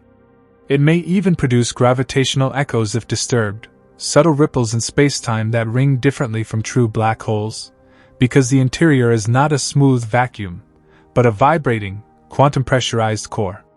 Ultimately, quantum pressure gives black stars their identity. It is the silent hand that says, "This far, no farther." It is the quantum chorus that sings against gravity's dirge. And if it truly exists, if such a pressure can be realized in nature, it could be the reason the universe contains stars without horizons, echoes without ends, and collapse without finality. Black stars do more than defy physics, they challenge philosophy. They sit uneasily at the boundary between being and becoming, between known and unknowable, between death and something stranger. If black holes are often seen as the ultimate cosmic tombstones, the quiet endpoints of stellar lives, then black stars force us to question whether death, in the cosmic sense, is even final. Let's begin with death. In conventional astrophysics, the collapse of a massive star into a black hole marks a kind of irreversible transformation. The star's identity is erased, its information apparently lost, and what remains is a region of space defined not by matter or personality, but by a simple set of numbers: mass, spin, and charge. This is the no-hair theorem, the idea that all distinguishing features of the collapsing object are stripped away. The black hole is the cosmic equivalent of death, total erasure. A singularity hidden behind a curtain. But a black star subverts that entire notion. If there is no event horizon, if the surface is just barely hovering above it, held up by quantum pressure or some exotic field, then the collapse is not truly finished. The object doesn't die. It waits. The matter that made the star, the atoms, the configurations, the structure, may still be there, just slowed by gravitational time dilation to the point that, from our view, it seems frozen. What we perceive as stillness may be collapse in slow motion, or perhaps, eternally unfinished transformation. It becomes a cosmic Schrodinger's cat, not alive, not dead, but somewhere suspended between the two. That's a deeply unsettling concept. It asks, can something be dead from the outside, but alive within? Can information persist in limbo for eternity, shielded from the universe by a shell of distorted space-time? If so, then the notion of finality, so central to human understanding of death, breaks down. We're left with a strange conclusion: perhaps, in the cosmos, nothing truly ends, things just become inaccessible. This leads us into time. Black stars distort time in ways that push our intuition to its limits. From an outside observer's perspective, time near the surface of a black star slows to a crawl. A collapsing layer of matter might take trillions of years, or forever, to reach the surface. In that delay, the very meaning of now becomes ambiguous. The interior of the star could be experiencing microseconds while the universe around it ages and dies. This creates a kind of time fracture, a disconnect between the inside and the outside, where simultaneous events become impossible to define. In that sense, a black star might be a prison of time, a region where evolution continues, but no external clock can track it. Philosophers have long asked whether time is absolute or relational, whether it flows or simply is. The black star offers a strange answer. Time flows differently depending on where you stand, and in the extreme, time may slow so much that the past, present, and future collapse into one unending moment. And if time is distorted, so too is causality. Can anything ever escape from such a slow-motion collapse? Could information leak out eventually? Or is it locked forever behind a temporal veil? These are no longer just physical questions. They brush against questions of memory, change, and continuity, the very things that make human experience coherent. In a universe with black stars, causality becomes local, and the story of a star may never truly be told in full. Which brings us to the question of information. The black star invites a re-examination of one of the great paradoxes in modern physics, the black hole information problem. In a traditional black hole, information about the matter that falls and seems to be lost, violating the laws of quantum mechanics, which demand that information be conserved. Theoretical patches like Hawking radiation or holography attempt to resolve this, but none feel wholly satisfying. Black stars offer a compelling alternative. If there's no event horizon, then information never really disappears. It's just out of reach. Locked in a quantum furnace. Preserved on a shell just outside the radius of no return. Accessible in principle, if not in practice. In this view, black stars may be repositories of cosmic history, vaults of data stretching back to the formation of galaxies, hidden under layers of time dilation and space-time distortion. That's not just a physical solution. It's a philosophical bomb. It suggests that the universe doesn't truly forget, that every action, every collapse, every infall, is etched somewhere, preserved in the curvature of space-time and the trembling of quantum fields. If true, then black stars are the memory keepers of the cosmos. They also ask a deeper question: what counts as identity? If a star collapses into a black star, is it still a star? Or has it become something else entirely? If matter collapses and its behavior changes, but its information remains, what defines the object? Is it the boundary, the interior, the history? In the age of quantum computers and artificial intelligence, these questions resonate beyond astrophysics. What does it mean to preserve something? To become something else while staying the same? And if black stars represent the unfinished, if they are objects in a state of eternal becoming, then perhaps they are metaphors for us. For our species. For our knowledge. We exist in a state of partial collapse too, forever reaching the edge of understanding, but never quite crossing it. Each question we answer births more mysteries. Every field of science, every philosophy, is a black star of its own, dense with thought, held up by inquiry, never finished. Black stars don't just sit in the sky. They reflect us. Our fear of endings. Our hunger for memory. Our defiance of oblivion. In a universe where entropy reigns, they are the outliers. The things that refuse to vanish. The structures that say, not yet. And maybe, just maybe, the universe isn't a story of heat-death after all, but a story of resistance. A resistance to silence. A resistance to loss. A resistance to surrender. Black stars are that resistance, written in the language of space-time and uncertainty. They are not the end. They are the reminder that even at the edge of physics, something still holds on. Falling into a black hole has long been a thought experiment in physics classrooms and science fiction stories alike. It's usually portrayed as a journey into darkness, a final plunge beyond the point of no return, where time stops, tidal forces shred you apart, and existence fades to a singular point. But what if the object wasn't a black hole? What if, instead, it was a black star, something just as massive, just as mysterious, but with no true event horizon? What would the fall feel like? What would you see? Would there even be a moment of arrival, or would you fall forever? Imagine an astronaut floating in deep space, slowly drifting toward a massive object that, from afar, appears indistinguishable from a black hole. The first thing they'd notice is the gravitational lensing. Light from stars behind the black star would be bent and twisted, forming halos and arcs, giving the illusion of a dark sphere surrounded by rings of distorted reality. The closer they approach, the more severe the visual warping becomes. Space itself seems to stretch and twist around the object. As the astronaut draws closer, time begins to slow, but only from the perspective of an outside observer. From their own point of view, time marches on normally. But if someone were watching from a distance, they'd see the astronaut's descent gradually slow, redshift, and fade. Their motions would become imperceptibly slow. To that observer, the astronaut would appear to freeze just above the surface, suspended forever in an eternal fall. This is one of the key differences between a black star and a true black hole. With a black hole, once the astronaut crosses the event horizon, no information escapes.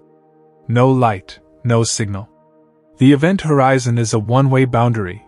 After it's crossed, even if the astronaut had the fastest rocket in the universe, escape would be impossible. Time and space flip roles. Every path leads inward. There's no coming back. Inside, the astronaut might experience spaghettification, a grotesque stretching as the gravitational gradient becomes so severe that the tidal forces tear atoms apart. For a stellar mass black hole, this happens long before reaching the singularity. For a supermassive black hole, the horizon may be gentle, and spaghettification might not happen until much deeper in. But in a black star, there is no event horizon. There's no sharp boundary where physics ends. Instead, the astronaut finds themselves approaching a surface, a quasi-horizon, blurred by time dilation and quantum effects. They never quite cross it, at least from the outside perspective. But from their own point of view, they may still fall all the way in. And what they encounter there is unlike anything in classical physics. As they approach this strange boundary layer, they would feel intense tidal forces, especially near the Schwarzschild radius, but perhaps not fatal depending on the star's mass. The surface isn't solid in the usual sense. It could be made of exotic matter, quantum foam, or even a seething shell of high-energy particles hovering just above where an event horizon would form. The experience might feel like falling into molasses made of time. Movement becomes distorted. Their onboard clock might tick normally, but any signal they try to send becomes stretched, redshifted, and delayed. A message beamed outward could take years, centuries, or millennia to reach open space. The black star's temporal gradient traps more than matter. It slows information itself. As they pass through this strange threshold, something bizarre may happen. They might experience echoes of the past, not ghosts, but literal light and radiation trapped in orbit by the star's gravity, slowly leaking and scattering. The interior may shimmer with radiation emitted long ago, circling in warped paths. The light from stars that fell in eons earlier might still be swirling inside the gravitational cavity, playing out in slow motion. Then, the astronaut reaches the interior. But here, all bets are off. If the interior is supported by quantum pressure, it might be dense, yet navigable. It may be filled with exotic states of matter, quark-gluon plasma, degenerate quantum foam, or unknown structures formed under Planck scale conditions. The laws of physics here are twisted, non-classical. Gravitational waves could ripple visibly through the structure, like ocean swells on a dark sea. Particles might not behave as they do outside, forces may unify, time may lose its meaning. Or perhaps the interior is a gravitational echo chamber, where light and matter never fully stop but are trapped in endless reflection. The astronaut could drift forever in near stillness, never reaching a core because collapse itself is frozen by quantum mechanics. There is no singularity. There is no center. There is only inwardness without arrival. And even more strange, they might see themselves, light from their earlier fall, bent and looped by gravity, returning again and again. The black star becomes a hall of cosmic mirrors. Eventually, they might hit the surface, if such a thing exists, and discover it isn't hard or soft, but a barrier defined not by material but by physics itself. A quantum limit. A wall of causality. Something that holds the universe out and the contents in. And yet, if the theory holds, escape is possible. Given enough time, perhaps trillions of years, some trapped radiation may leak out. The astronauts' atoms, their energy, their information, could eventually bleed back into the universe, bit by bit, through faint, delayed emissions. No horizon means no final erasure. In that way, a fall into a black star is not a journey into death, but into suspension. A black hole is a full stop. A black star is an ellipsis. To fall into one is to enter a region where meaning stalls, where time hides, where reality plays out in infinite delay. It is less a destination and more a question. A question of what lies beyond collapse when collapse is never complete. And for the astronaut, that question may echo forever in a place where endings never quite arrive. What if we've been looking at the cosmos all wrong? Across the sky, the universe is littered with dark giants, massive objects that warp space-time so powerfully, not even light can escape. We've spotted them indirectly through the orbits of stars, the flickers of X-ray binaries, the echoes of gravitational waves. We call them black holes. But here's the twist. What if many of them aren't black holes at all? What if they're black stars in disguise? The idea is far more than science fiction. It's rooted in the harsh reality that from an observational standpoint, distinguishing a true black hole from a horizonless near-twin is incredibly difficult, perhaps even impossible with current instruments. From a distance, A black star and a black hole can behave nearly identically. Their gravitational fields, their ability to bend light, their immense densities, all align so closely that even the best telescopes might be fooled. Consider this: when a black hole forms, the final act of collapse, the birth of the event horizon, is never directly seen. We infer its presence based on mass, darkness, and behavior. But the signature of a black star, a structure just barely above the Schwarzschild radius, is functionally invisible at our current resolution. For all we know, many of the so-called black holes catalogued in our data may not be black holes at all. They may be objects whose collapse halted just shy of the brink, stabilized by quantum effects that general relativity simply doesn't account for. In fact, the more we understand about quantum physics and gravity, the more we realize that the classical picture of a black hole may be an approximation, a mathematical limit rather than a physical reality. Nature abhors singularities and infinities. Black stars offer an elegant escape route from these inconsistencies. No event horizon means no information loss, no firewall paradox, no need for the drastic measures of quantum teleportation or holographic boundaries. So, let's ask the bold question: is it possible that the majority of the black holes we detect, from stellar mass remnants to supermassive behemoths and galactic cores, are actually black stars? To explore this, we need to look at how we detect these objects. Most of our black hole candidates come from two main sources. 1. X-ray binaries, where a compact object pulls material from a companion star, emitting intense X-rays in the process. 2. Gravitational wave mergers, where two compact objects spiral into one another, releasing ripples in spacetime. In both scenarios, we estimate the mass and size of the object, and if it's beyond the Tolman, Oppenheimer, Volkoff limit, around 2 to 3 solar masses, and exhibits no light of its own, we classify it as a black hole. But this classification doesn't rely on direct evidence of an event horizon. It relies on the assumption that once you go beyond a certain mass, collapse must proceed to a singularity behind a horizon. Black stars violate that assumption. They could form from the same gravitational collapse that births black holes, but instead of continuing into an irreversible fall, the process slows. Time dilation near the quasi-surface causes infalling matter to freeze in place from an outside observer's view. Radiation is emitted, but redshifted into nothingness. The result, a black hole mimic, perfect to the eye, but lacking the core defining feature, the event horizon. So how could we tell them apart? That's the holy grail of modern astrophysics. Some theorists suggest we could search for echoes in gravitational wave data, subtle patterns that reflect delayed signals bouncing within a horizonless object. Others propose studying the late-time behavior of infalling matter, looking for signs of ultra-slow radiation leakage that shouldn't be possible if a true event horizon existed. But right now, with our current tools, the truth is sobering. We might be surrounded by black stars and never know it. Take Sagittarius A, the supermassive object at the center of our galaxy.